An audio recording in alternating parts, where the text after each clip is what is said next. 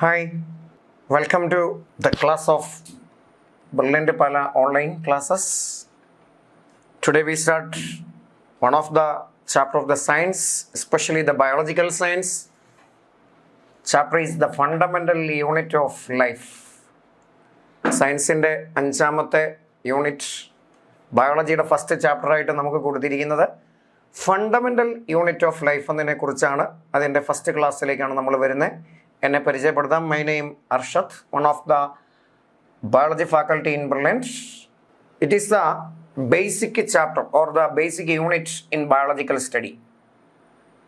ചെറിയ ക്ലാസ്സിൽ 6ലും 7ലും 8ലും ഒക്കെ പഠിച്ചിട്ടുണ്ടാവാം. ലിവിങ് ഓർഗാനിസം, പ്ലാന്റും ആനിമലും മൈക്രോ ഓർഗാനിസം എല്ലാം ഉൾപ്പെടെയുള്ള ലിവിങ് ഓർഗാനിസത്തിൻ്റെ ബോഡിയിൽ ആ ബോഡി ഉണ്ടാക്കിയ ഒരു basic structural and functional unit ഉണ്ട്. അതിനെപ്പറ്റിയാണ് നമുക്കറിയേണ്ടത്. The fundamental unit of life. Actually the fundamental unit of life is cells. Okay, so ഈ ചാപ്റ്റർ നമ്മളെ ഡിസ്ക്രൈബ് ചെയ്യുന്നത് സെല്ലിനെ കുറിച്ച് പഠിക്കാനാണ്. Cell is considered as the basic structural unit and functional unit of life. All living organisms are made up of cell, but they are organized to form different shape and structure and perform different functions. എല്ലാ living ഓർഗാനിസത്തിൻ്റെയും ബോഡിയിൽ സെല്ലുണ്ട്. പക്ഷെ പലതും പല മോഡലിൽ modify ചെയ്തിട്ട് ഷേപ്പും സ്ട്രക്ചറും ഒക്കെ ആയിട്ട് മാറിയിരിക്കുക. അപ്പോൾ ചുരുക്കത്തിൽ ചാപ്റ്ററിൻ്റെ ഉദ്ദേശം എല്ലാ ലിവിങ് ഓർഗാനിസത്തിൻ്റെയും ഫണ്ടമെൻ്റൽ യൂണിറ്റ് എന്താ, ബോഡിയുടെ fundamental unit. Especially biology living ഓർഗാനിസത്തെ പറ്റി പഠിച്ച സയൻസ് അല്ലേ. അപ്പോൾ ബോഡിയുടെ ബേസിക് എന്താ, സെല്ലാണ്. എന്താണ് ഒരു സെൽ, അതിൻ്റെ ബേസിസിലുള്ള ക്ലാസിഫിക്കേഷൻ എങ്ങനെയാണ്, സെല്ലിൻ്റെ സ്ട്രക്ചർ എന്താ, അതിൻ്റെ ഫംഗ്ഷൻ എന്താ. Each and every cell structure, സെല്ലിൻ്റെ ബേസിക്കലായിട്ടുള്ള സ്ട്രക്ചറും അതിൻ്റെ ഫംഗ്ഷനും ഒക്കെ അറിയണം. ഓക്കെ, സോ ഈ ചാപ്റ്ററുമായിട്ട് ബന്ധപ്പെട്ട് നമുക്ക് അറിയേണ്ട പ്രധാനപ്പെട്ട കണ്ടന്റ് ഇതാ ഇത്രയും കാര്യങ്ങളാണ്. ബേസിക്കലി കുറച്ച് ഇൻട്രൊഡക്ടറി ഡീറ്റെയിൽ അറിയണം. ദെൻ ഡിസ്കവറി ഓഫ് സെൽ, എങ്ങനെയാണ് സെല്ലിൻ്റെ ഒരു ഫുൾ കമ്പോണൻറ്റിൻ്റെ ഡിസ്കവറിയിലേക്ക് എത്തിച്ചേർന്നതെന്ന്. And next unicellular and multicellular organism, ബോഡിയിൽ ഒരു സെല്ലുള്ളവരും ഒത്തിരിയേറെ സെല്ലുള്ളവരും ഉള്ള comparison. Another one is prokaryote and eukaryote, structural complexity ബേസിസുള്ള ഒരു ക്ലാസിഫിക്കേഷൻ. അതിനുശേഷം എന്താ, സെല്ലിൻ്റെ സ്ട്രക്ചർ എന്താണെന്ന് അറിയണം. ആ സ്ട്രക്ചറിലുള്ളത് എന്താ, 1 സെല്ലിൻ്റെ membrane, 2 cell wall, 3 nucleus, 4 cytoplasm. ആ സൈറ്റോപ്ലാസത്തിൽ എന്തുണ്ട്, സെൽ ഓർഗനൽസ് ഉണ്ട്. ഓർഗനൽ ആരാ, endoplasmic reticulum, Golgi complex, lysosome, vacuole, mitochondria, chloroplast. നിങ്ങൾ 8ലും പഠിച്ചു, 7ലും പഠിച്ചു. ഇനി അടുത്ത ക്ലാസ്സിൽ ചെന്നാൽ 9 കഴിഞ്ഞു, +1 എത്തിയാൽ ഇത് വീണ്ടും പഠിക്കും. സോ എവിടെ ചെന്നാലും നിങ്ങളിപ്പോൾ പോകുന്നത് സയൻസിൻ്റെ ബയോളജിക്കൽ ഫീൽഡിലേക്കാണ്, മെഡിക്കൽ ഫീൽഡിലേക്ക്, അല്ലെങ്കിൽ ബയോളജി ബന്ധപ്പെട്ട സബ്ജക്റ്റാണ് പഠിക്കാൻ പോകുന്നതെങ്കിൽ ഷുവർ നിങ്ങൾ സെൽ എന്നുള്ള ചാപ്റ്റർ പഠിച്ചേ പറ്റൂ. എല്ലായ്പ്പോഴും ആ സെല്ലിൻ്റെ കൺസെപ്റ്റ് സെയിം ആ, കണ്ടന്റ് കൂടിക്കൊണ്ടിരിക്കുന്നതേ ഉള്ളൂ. ചെറിയ ക്ലാസ് തൊട്ട് കേൾക്കുന്ന കാര്യങ്ങളെ ഒന്ന് റിവിഷൻ പോലെയാണ് നമുക്ക് സത്യത്തിൽ ഈ ചാപ്റ്റർ തോന്നുക. അതിനുള്ള കണ്ടന്റാണ് പറയണേ. നമ്മുടെ ബോഡി കുറേയേറെ സബ് യൂണിറ്റുകൾ വെച്ചിട്ടാണ് ഉണ്ടാക്കിയിരിക്കുന്നത്. അതാണല്ലോ സെല്ല്. നെയ്ക്കടை കൊണ്ട് കാണാൻ പറ്റുമോ? ഇല്ല. പിന്നെ എങ്ങനെ കാണാം? ലെൻസ് വെച്ചിട്ട് വലുപ്പത്തിൽ കാണാനേ പറ്റുള്ളൂ. അതല്ലെങ്കിൽ മൈക്രോസ്കോപ്പ്, ലെൻസ് പ്രവർത്തിക്കുന്ന മൈക്രോസ്കോപ്പിൻ്റെ പ്രസൻസിലേ നമുക്ക് സെല്ലിനെ കാണാൻ പറ്റുള്ളൂ. അങ്ങനെ ആണെങ്കിൽ 8ാം ക്ലാസ്സിലുമൊക്കെ കേട്ടിട്ടുണ്ട്, സെല്ലിനെ ഒബ്സർവ് ചെയ്യാനുള്ള മൈക്രോസ്കോപ്പ് എന്താണെന്നൊരു അത്യാവശ്യം ഐഡിയ ഉണ്ടാവണം. നമ്മുടെ ചാപ്റ്ററിൽ ഒരു ആക്ടിവിറ്റി പോലെ പറയുന്നുണ്ട്, ഒരു മൈക്രോസ്കോപ്പ് എന്താണെന്നും അതിൻ്റെ പ്രവർത്തനങ്ങളൊക്കെ ഒന്ന് മനസ്സിലാക്കാൻ. നിങ്ങൾ സ്കൂളിലൊക്കെ ചെല്ലുമ്പോൾ സ്കൂളിൻ്റെ ലാബിലൊക്കെ മൈക്രോസ്കോപ്പ് ഉണ്ടെങ്കിൽ കാണാൻ പറ്റും. എങ്ങനെയാണ് മൈക്രോസ്കോപ്പിൻ്റെ സഹായത്തോടു കൂടി ഒരു സ്ട്രക്ചർ ഒബ്സർവ് ചെയ്യുക, ലാബ് കണ്ടീഷനിൽ അതിന് വേണ്ടത് എന്താ, അതിൻ്റെ സഹായത്തോടു കൂടി മാത്രമേ സെല്ല് പഠിക്കാൻ പറ്റുള്ളൂ. സോ മൈക്രോസ്കോപ്പിൻ്റെ സ്ട്രക്ചറുമായിട്ട് ബന്ധപ്പെട്ട ഡീറ്റെയിലേക്ക് ഞാനൊന്ന് വരാം. ഒരു ലാബിൽ ഒരു ലിവിങ് ഓർഗാനിസത്തിൻ്റെ ബോഡി, അതിൻ്റെ സെല്ല്, അത് പ്ലാന്റോ ആനിമലോ മൈക്രോബോ ആരെങ്കിലും ആട്ടെ, അവരെ കാണണമെന്നുണ്ടെങ്കിൽ ബേസിക്കലായിട്ട് വേണ്ട കുറച്ച് റിക്വയർമെൻറ്റും അവിടെ വേണ്ട മൈക്രോസ്കോപ്പിൻ്റെ സ്ട്രക്ചറും അത് അത്യാവശ്യം ഒന്ന് പരിചയപ്പെട്ടിട്ട് നമുക്ക് ചാപ്റ്ററിലെ കണ്ടന്റിലേക്ക് പോവാം. ഇതാ ഞാനിപ്പോൾ ഈ ബോർഡെ കാണിച്ചിരിക്കുന്ന കാര്യം കണ്ടോ? ഈ സൈഡിൽ കാണുന്നത് ഒരു മൈക്രോസ്കോപ്പിൻ്റെ ഡീറ്റെയിൽ ലേബിൾഡ് സ്ട്രക്ചറാണ്. ദെൻ ലെഫ്റ്റ് സൈഡിൽ വേറെ കുറേ കാര്യങ്ങളുണ്ട്. മൈക്രോസ്കോപ്പ് ഉൾപ്പെടെ ഒരു സെല്ലിനെ നമുക്ക് കാണണമെന്നുണ്ടെങ്കിൽ വേണ്ട അത്യാവശ്യം കുറച്ച് കാര്യങ്ങളൊക്കെ കാണിച്ചിട്ടുണ്ട്. സോ ഏതെങ്കിലും ഒരു സ്റ്റെയിൻ വേണം. സാഫ്രാനിൻ എന്നൊരു സ്റ്റെയിൻ എഴുതിയിട്ടുണ്ട്. ദെൻ ഡ്രോപ്ലെറ്റ് ഒക്കെ ആഡ് ചെയ്യാൻ ഒരു ഡ്രോപ്പർ വേണം, ഫോഴ്സെപ്സ് വേണം, നീഡിലും ബ്രഷും വേണം, ഡിസ്റ്റിൽഡ് വാട്ടർ വേണം, കവർ സ്ലിപ്പ് വേണം, സ്ലൈഡ് വേണം, വാച്ച് ഗ്ലാസ് വേണം, മൈക്രോസ്കോപ്പിന്റെ പ്രസൻസും വേണം. ഇതിൻ്റെയൊക്കെ പ്രസൻസിലെ നമുക്ക് സെല്ലിനെ കാണാൻ പറ്റുള്ളൂ. നെയ്ക്കോടെ കൊണ്ട് കാണാൻ പറ്റുകയില്ല. കാരണം സെല്ലിന്റെ സൈസ് മൈക്രോമീറ്ററിന്റെ സൈസാ. ദാറ്റ് ഈസ് 10⁻⁻⁶ റേഞ്ചാ. ഒരു സെല്ലിന്റെ സൈസ് എത്രയാ? ഒരു ചോക്കുപൊടി എടുക്ക്. നിങ്ങളൊന്ന് ചുമ്മാ ആലോചിച്ച് നോക്കി. ചോക്കുപൊടി നമുക്ക് നെയ്ക്കട കൊണ്ട് കാണാൻ പറ്റുമോ? കുറേ പൊടികൾ ചേർന്നിരുന്നാൽ കാണാം. ഒരൊറ്റ സിംഗിൾ പൗഡർ മാത്രമാണ് ചിലപ്പോൾ കാണാൻ പറ്റിയെന്ന് വരികയില്ല. ആ ചോക്കിൻ്റെ പൊടി എടുത്തിട്ട് 10ആയിട്ടോ 100ആയിട്ടോ ഈക്വലായിട്ട് ഡിവൈഡ് ചെയ്താൽ എങ്ങനെ ഇരിക്കും ചിന്തിക്കാൻ പറ്റൂല. അതാണ് ഒരു സെല്ലിൻ്റെ ആവറേജ് സൈസ്. അങ്ങനെയാണെങ്കിൽ അതിനെ നമുക്ക് കാണണമെങ്കിൽ അത് കുറേ ഇരട്ടി വലുപ്പത്തിൽ കണ്ടാലല്ലേ നമുക്ക് കാണാൻ പറ്റുള്ളൂ. എന്ന് വെച്ചാൽ ലെൻസ് വേണം, ലെൻസ് പ്രവർത്തിക്കുന്ന മൈക്രോസ്കോപ്പ് വേണം. സോ മൈക്രോസ്കോപ്പിനെ ഒന്ന് പരിചയപ്പെട്ടോളാൻ പറയുന്നുണ്ട്. സോ മൈക്രോസ്കോപ്പിൻ്റെ ഫിഗർ വെച്ചിട്ട് അത്യാവശ്യം കാര്യങ്ങളൊന്ന് പരിചയപ്പെടുത്താം. ഒന്ന് ശ്രദ്ധിച്ച്, ഒരു മൈക്രോസ്കോപ്പിനെ സംബന്ധിച്ച് പ്രധാനമായിട്ടും 3 പോർഷൻസ് ഉണ്ട്. ഈ ലേബലിൽ ശ്രദ്ധിച്ചാൽ മനസ്സിലാകും. ഒരെണ്ണത്തിൻ്റെ പേര് ബോഡി ട്യൂബ്, രണ്ടാമത്തതിൻ്റെ പേര് ആം, മൂന്നാമത്തതിൻ്റെ പേര് ബേസ്. എന്ന് പറഞ്ഞാൽ എന്താ? ഈ മുകൾ ഭാഗം തൊട്ട് താഴോട്ട് കാണപ്പെടുന്ന ഈ പോർഷൻ, ഇതിൻ്റെ പേരാണ് ബോഡി ട്യൂബ്. ബേസിൽ കാണപ്പെടുന്ന പോർഷന്റെ പേരാണ് ബേസ് എന്ന് വിളിച്ചത്. കണ്ടോ? ഇനി ഈ ബേസും ട്യൂബും കൂടെ കണക്ട് ചെയ്യുന്ന ഒരു പോർഷൻ ഉണ്ട്, അതിന് വിളിക്കുന്ന പേരാണ് ആം. ജനറൽ ആയിട്ട് ഒരു മൈക്രോസ്കോപ്പിന് ഇങ്ങനെ 3 പോർഷൻസാണ് ഉള്ളത്. ഇതിൻ്റെ ഓരോ പോർഷനെ കുറിച്ചും ഒന്ന് പരിചയപ്പെടാം. സോ ഫസ്റ്റ് പോർഷൻ, ഒരു മൈക്രോസ്കോപ്പിന്റെ ഏറ്റവും പ്രധാനപ്പെട്ട കമ്പോണന്റ് ഇരിക്കുന്ന പോർഷനാണ് ബോഡി ട്യൂബ് എന്ന് വിളിക്കും. സോ ബോഡി ട്യൂബിന്റെ മുകൾ തൊട്ട് താഴോട്ട് വന്നാൽ എന്തൊക്കെയുണ്ടെന്ന് നോക്കാം. ഇവിടെ ഒരു ഐ പീസിനോട് ചേർന്നിട്ട് ഒരു ലെൻസും ഉണ്ട്. നമ്മൾ മൈക്രോസ്കോപ്പിൽ കൂടെ ഒരു ഒബ്ജക്റ്റിനെ കാണേണ്ടത് ഇതിന്റെ മുകളിൽ കൂടിയാണ്. ആ ലെൻസിന്റെ പവർ എത്രയാന്നൊക്കെ അവിടെ എഴുതി വെച്ചിട്ടുണ്ട്. 10x എന്നൊക്കെ നിങ്ങൾക്ക് കാണാം. നിങ്ങൾ മൈക്രോസ്കോപ്പ് സ്കൂളിലോ ലാബിലോ ഒക്കെ ചെന്ന് നോക്കുമ്പോൾ നോക്കിക്കോളൂ, കാണാൻ പറ്റും. അതിന്റെ പവർ 10 ഇരട്ടി വലുപ്പത്തിൽ കാണിക്കുന്നു. അതാ 10x അല്ലെങ്കിൽ 40x അങ്ങനെയൊക്കെ എഴുതാറുണ്ട്. സോ അതുവഴിയാണ് നമ്മൾ കാണേണ്ടത്. നമ്മൾ കാണേണ്ട പോർഷൻ അത് ഐ പീസ് എന്ന് വിളിച്ചിരിക്കുന്നത്. ഇനി ആ ബോഡി ട്യൂബ്, അതിന് നമുക്ക് താഴോട്ട് വന്നു കഴിയുമ്പോൾ ഏറ്റവും ലോവർ സൈഡിലായിട്ട് നമുക്ക് കാണാൻ പറ്റുന്നത് 3 ലെൻസുകൾ കാണുന്നുണ്ട്. So they are called objective lens. നമ്മൾ ഒബ്ജക്റ്റിന്റെ നേരെ ഫേസ് ചെയ്ത് വെക്കേണ്ട ലെൻസാണ്. ഒബ്ജക്റ്റിനെ കാണേണ്ടത് ഏത് സെല്ലാണോ അത് ഇവിടെ വെക്കും. എന്നിട്ട് ഈ ലെൻസ് വെച്ച് അഡ്ജസ്റ്റ് ചെയ്യണം. എന്ന് വെച്ചാൽ ഈ ലെൻസിന് ഓരോന്നിനും ഓരോ പവറാണ്. 5x ആവാം, 10x ആവാം, 40x ആവാം, ഇങ്ങനെ പല പവർ കാണിച്ചിട്ടുണ്ട്. അത്രയും ഇരട്ടി വലുപ്പത്തിൽ വലുതാക്കിയാണ് ഇത് കാണിച്ചുകൊണ്ടിരിക്കണേ. അപ്പം നമ്മൾ ഈ സ്റ്റേജ് എന്ന് പറയുന്ന ഈ ബ്ലാക്ക് കളറിലുള്ള ഒരു പോർഷൻ കണ്ടോ? ഇവിടെ കണ്ടെയാണ് ഒരു സെഗ്മെന്റ് നമ്മൾ ഇങ്ങനെ വെക്കേണ്ടത് സ്ലൈഡിൽ. എന്നിട്ട് അതിൻ്റെ നേരെ ഈ ലെൻസിനെ കറക്റ്റ് കൊണ്ടുവന്ന് വെക്കണം. അതിങ്ങനെ റൊട്ടേറ്റ് ചെയ്താൽ ലെൻസിന്റെ പവറിനനുസരിച്ച് മാറി മാറി വെക്കാം. സോ റൊട്ടേറ്റ് ചെയ്യാൻ വേണ്ടിയിട്ടുള്ളതിൻ്റെ പേരാണ് നോസ് പീസ്. അപ്പോൾ ഐഡിയ മനസ്സിലായോ? ഒരു ട്യൂബ് ഉണ്ട്, അതിൻ്റെ മുകളിൽ കൂടെ നമ്മൾ കാണും ഒബ്ജക്റ്റിനെ. അവിടെ ലെൻസും ഉണ്ട്, ഐ പീസ് ലെൻസും ഉണ്ട്. ഈ ബോഡി ട്യൂബിൻ്റെ ഏറ്റവും താഴെയായിട്ട് 2-3 ലെൻസുകളുണ്ട്. അത് ഒബ്ജക്റ്റിനെ ഫേസ് ചെയ്യേണ്ട ലെൻസാണ്, ഒബ്ജക്റ്റീവ് ലെൻസാണ്. അതിൻ്റെ 3 എണ്ണത്തിൻ്റെയും പവറും 3 ആണ്. ചെറിയ റൊട്ടേറ്റ് ചെയ്യാൻ പറ്റുന്ന ഒരു ഡിസ്ക് പോലുള്ള നോസ് പീസിൻ്റെ പ്രസൻസിൽ അത് റൊട്ടേറ്റ് ചെയ്തിട്ട് കാണാൻ പറ്റും. അപ്പോൾ ഒബ്ജക്റ്റ് ഇവിടെ കൊണ്ട് വെച്ചു. 5 പവർ ഉള്ളവയിൽ കൂടെ കാണണമെങ്കിൽ ആ ലെൻസ് വേണം അവിടെ വയ്ക്കാൻ. ഇനി അതല്ല 10 ആണെങ്കിൽ കുറച്ചുകൂടെ റൊട്ടേറ്റ് ചെയ്തിട്ട് 10 കൊണ്ട് വെക്കണം. 40 വേണമെങ്കിൽ കുറച്ചുകൂടെ റൊട്ടേറ്റ് ചെയ്യണം. അപ്പോൾ ഏത് കണ്ടീഷനിലുള്ളതാണോ കാണാൻ ആവശ്യത്തിനനുസരിച്ചിട്ട് റൊട്ടേറ്റ് ചെയ്യാൻ പറ്റുന്ന ഒരു ഡിവൈസും ഒരു ഡിസ്ക് പോലെ സ്ട്രക്ചറും അതേ ചേർന്നിട്ട് ഒബ്ജക്റ്റീവ് ലെൻസും ഉണ്ട്. ഇനി ബോഡി ട്യൂബിൽ കാണേണ്ട ഏറ്റവും പ്രധാനപ്പെട്ട 2 കാര്യങ്ങളൂടെ ഉണ്ട്. ഇവിടെ ഒരു ചെറിയ നോബ് ലൈക്ക് സ്ട്രക്ചർ ഇവിടെ കാണുന്നുണ്ട്. കണ്ടോ? ഇറ്റ് ഈസ് കോൾഡ് കൊയേഴ്സ് ഫോക്കസ് അല്ലെങ്കിൽ കൊയേഴ്സ് അഡ്ജസ്റ്റ്മെന്റ് എന്നും ചെറുതിൻ്റെ പേര് ഫൈൻ ഫോക്കസ് അല്ലെങ്കിൽ ഫൈൻ അഡ്ജസ്റ്റ്മെന്റ് എന്നുമാണ്. ഇത്രയും കാര്യങ്ങൾ ചേർന്നാൽ എന്താകും? ബോഡി ട്യൂബ് ആകും. എന്ന് വെച്ചാൽ എന്താണെന്നറിയോ? നമ്മൾ ഈ സ്റ്റേജിൽ കൊണ്ട് ഒരു ഒബ്ജക്റ്റിനെ വെച്ച് കഴിഞ്ഞിട്ട് ഈ റൊട്ടേറ്റ് ചെയ്യാൻ പറ്റുന്ന ഡിസ്ക് പോലെ നോസ് പീസ് ഇല്ലേ, അത് റൊട്ടേറ്റ് ചെയ്തിട്ട് ലെൻസ് ഏതാണോ കറക്റ്റ് ഫോക്കസ് ചെയ്യേണ്ടത്, ഇതാണെങ്കിൽ ഇത് 3 ഏത് വേണേലും ആവാം, ആ ലെൻസ് കൊണ്ട് കറക്റ്റ് ഫോക്കസ് ചെയ്യുമ്പോൾ ഈ ലെൻസിൽ കൂടെ ഈ ഒബ്ജക്റ്റിനെ നോക്കിയാൽ വലുപ്പത്തിൽ കാണും. എന്നിട്ട് ഇവിടെ വേറെ പവറുള്ള ലെൻസ് ഇവിടെയും ഉണ്ട്, അത് 10x അതിൽ കൂടിയ പവർ ആവാം. നമ്മൾ അതുവഴി നോക്കുമ്പോൾ വീണ്ടും മൾട്ടിപ്ലൈ ചെയ്യും. പക്ഷെ അങ്ങനെ ഡയറക്റ്റ് ആയിട്ട് മുകളിൽ കൂടെ കാണുമ്പോൾ നല്ലതുപോലെ കാണാൻ പറ്റിയെന്ന് വരികയില്ല.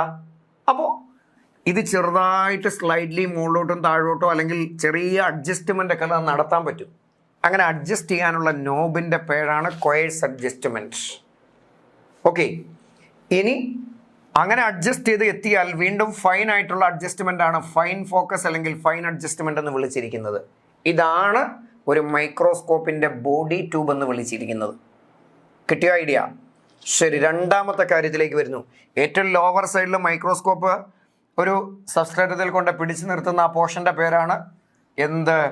ബേസ്. കണ്ടോ, കോമൺ ആയിട്ട് സാധാരണ അങ്ങനെ ഇരിക്കുന്നത്. മൈക്രോസ്കോപ്പിൻ്റെ ബേസ് എന്ന് വെച്ചാൽ ഇത് ഇങ്ങനെ ഇരിക്കണേ. ഓക്കെ, ഇങ്ങനെ ഇരിക്കുക മൈക്രോസ്കോപ്പിൻ്റെ ബേസ്. ഈ ബേസൽ റീജിയനിലാണ് ഇനിയുള്ള കാര്യങ്ങളിലേക്ക് നമ്മൾ വരാൻ പോകുന്നത്. ബേസൽ റീജിയനിൽ ഈ ബോഡി ട്യൂബിനെ അഡ്ജസ്റ്റ് ചെയ്ത് വെക്കണം. അഡ്ജസ്റ്റ് ചെയ്യുന്ന ഒരു ചെറിയ ബെൻഡിങ് ആയിട്ടുള്ള ഒരു ആം ഉണ്ട്, അതിന് വിളിക്കുന്ന പേര് ആം എന്ന് തന്നെയാണ്. ഓക്കെ, ബേസൽ റീജിയൻ്റെ തൊട്ട് മുകളിലായിട്ട് ലൈറ്റ് റിഫ്ലക്റ്റ് ചെയ്യുന്ന ഒരു പോർഷൻ ഉണ്ട്, അല്ലെങ്കിൽ മിററിൻ്റെ പ്രസൻസ് ഉള്ള ഒരു പോർഷൻ ഇലുമിനേഷൻ മിററാണ്. സോ ദേ ഇവിടെ ഒരു മിററുണ്ട്. എന്താ ചെയ്യാൻ പോണേ? ഈ മിറർ ഈ ബേസൽ പോർഷനെ ചേർന്നുള്ള ആമിൻ്റെ ആ സൈഡിലായിട്ടുണ്ട്. മിറർ വെച്ചിട്ട് ഈ ഒബ്ജക്റ്റിലേക്ക് ലൈറ്റ് കറക്റ്റ് ഇലുമിനേറ്റ് ചെയ്ത് വിടാൻ വേണ്ടിയിട്ടാണ്. നമുക്കറിയാം, നിങ്ങൾ വീട്ടിലൊക്കെ കണ്ടിട്ടില്ലേ, ചില സിറ്റുവേഷനിലൊക്കെ ലൈറ്റ് അടിക്കുമ്പോഴത്തേക്കും ചെറിയ നമ്മുടെ മിററൊക്കെ ഇല്ലേ, കണ്ണാടിയൊക്കെ ലൈറ്റിൻ്റെ നേരെ പിടിപ്പിച്ചിട്ട് നമ്മൾ നേരെ വേറെ ആരുടെയെങ്കിലും മുഖത്തോട്ട് ലൈറ്റ് അടിപ്പിക്കുന്നതൊക്കെ ഇല്ലേ, അത്ര ശരിയല്ല. എന്നാലും നിങ്ങൾ അങ്ങനെയൊക്കെ ചെറുപ്പത്തിലൊക്കെ ചെയ്തൊക്കെ കണ്ടിട്ടുണ്ടാവും. നമ്മൾ ചുമ്മാ കണ്ണാടി ഇങ്ങനെ പിടിക്കും, അപ്പം ലൈറ്റ് സൂര്യപ്രകാശം തട്ടിയിട്ട് നേരെ ഒരാളുടെ മുഖത്തേക്ക് അടിക്കും. ഇതേപോലെ ഈ മിററ് കറക്റ്റ് ലൈറ്റിനെ അഡ്ജസ്റ്റ് ചെയ്യാൻ പറ്റുന്ന രീതിയിലായിരിക്കണം. ഇപ്പോൾ ഈ റൂമിൽ ഒരു ട്യൂബ് ലൈറ്റ് കത്തുന്നുണ്ടെങ്കിൽ അതേലേക്ക് അഡ്ജസ്റ്റ് ചെയ്ത് വെക്കണം. ആ ലൈറ്റ് വന്നിട്ട് ഇവിടെ തട്ടണം, അല്ലെങ്കിൽ സൺലൈറ്റ് മതി. കറക്റ്റ് ഇവിടെ തട്ടിയിട്ട് അത് റിഫ്ലക്റ്റ് ചെയ്ത് പോകേണ്ടത് ഈ ഒബ്ജക്റ്റ് ഇരിക്കുന്ന സ്ഥലത്തൂടെയാണ്. അങ്ങനെ ആ ഒബ്ജക്റ്റിനെ ക്ലിയർ ആയിട്ട് വിസിബിൾ ആകേണ്ടത്. ഇനി അതിൻ്റെ തൊട്ടുമേളിൽ വേറൊരു കാര്യം, ഒരു ബ്ലാക്ക് കളർ പോലെ ഇവിടെ കാണിച്ചിട്ടുണ്ട്. ബ്ലാക്ക് കളർ എന്നല്ല, ഒരു കളറിൽ കാണിച്ചതേ ഉള്ളൂ. ദാറ്റ് ഈസ് സ്റ്റേജ് എന്ന, സ്പെസിമൻ സ്റ്റേജ് എന്ന് എഴുതിയിട്ടുണ്ട്. ഈ ബ്ലാക്ക് കളർ പോർഷൻ കണ്ടോ, ഇതാണ് സ്റ്റേജ്. എന്താ അതിൻ്റെ ഉദ്ദേശം? ഇത് ഇങ്ങനല്ലേ കൊണ്ടുവച്ചിരിക്കുന്നത്. അതിൽ കാണപ്പെടുന്ന ഒരു ചെറിയ പോർഷനാണ് ഇങ്ങനെ സ്റ്റേജ് പോലെ.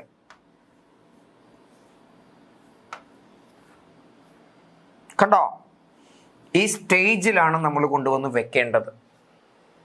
ഐഡിയ കിട്ടിയോ? ശരി, ഈ സ്റ്റേജിൻ്റെ അകത്തോട്ട് നിങ്ങൾ ശ്രദ്ധിച്ച് നോക്കിക്കേ. ഇങ്ങനെ ഇരിക്കണമെങ്കിൽ ഒരു ചെറിയ സ്ലൈഡിൽ ഇവിടെ സ്പെസിമൻ കൊണ്ടുവന്ന് ഇങ്ങനെ വെക്കുമ്പോൾ മൈക്രോസ്കോപ്പ് അഡ്ജസ്റ്റ് ചെയ്താൽ ഈ സ്ലൈഡ് അങ്ങോട്ടും ഇങ്ങോട്ടും പോകാനുള്ള സാധ്യത ഉള്ളതുകൊണ്ട് ചെറിയ സ്ലൈഡിനെ ഒന്ന് പിടിച്ചു വെക്കാൻ വേണ്ടി ഒരു സ്റ്റേജ് ക്ലിപ്പുണ്ട് ഇവിടെ. ഇവിടെ കാണിക്കുന്നുണ്ട് സ്റ്റേജ് ക്ലിപ്പ്. എന്തൊക്കെയോ ഒരു ഐഡിയ കിട്ടുന്നുണ്ടോ? നേരിട്ട് കാണുമ്പോൾ ബാക്കി ഡീറ്റെയിൽ മനസ്സിലാവും. ഞാൻ ഒന്നുകൂടെ ആ ഫിഗറിനെ ഒന്ന് വരച്ച് കാണിക്കട്ടെ, നിങ്ങൾ ശ്രദ്ധിച്ചേ. ഇത് ഇങ്ങനെയാണ് മൈക്രോസ്കോപ്പിൻ്റെ ഒരു ബേസൽ പോർഷൻ. ഇത് ഇങ്ങനെയുണ്ട്, കണ്ടോ? ഇത് മൈക്രോസ്കോപ്പിൻ്റെ ബേസൽ പോർഷനാണ്. ഞാൻ ഒന്ന് ഷെയ്ഡ് ചെയ്ത് കാണിക്കാം. മൈക്രോസ്കോപ്പിൻ്റെ ബേസൽ പോർഷൻ കണ്ടോ? ഇനിയുള്ളത് എന്താ? ഒരു ബോഡി ട്യൂബാണ്. ആ ബോഡി ട്യൂബിന് പല പോർഷൻസ് ഉണ്ടെന്ന് കേട്ടു. ഇത് ഇങ്ങനെയാണ്. ബോഡി ട്യൂബിൽ ഇവിടെ ഒരു ലെൻസ് ഉണ്ട്, റൊട്ടേറ്റ് ചെയ്യാൻ പറ്റുന്ന ഒരു സ്ട്രക്ചറിൻ്റെ പ്രസൻസിൽ 2-3 ലെൻസുകൾ ഇവിടെയും ഉണ്ട്. അത് തമ്മിൽ കണക്ട് ചെയ്യുന്ന ഒരു ആമുണ്ട് ഇങ്ങനെ, കേട്ടോ?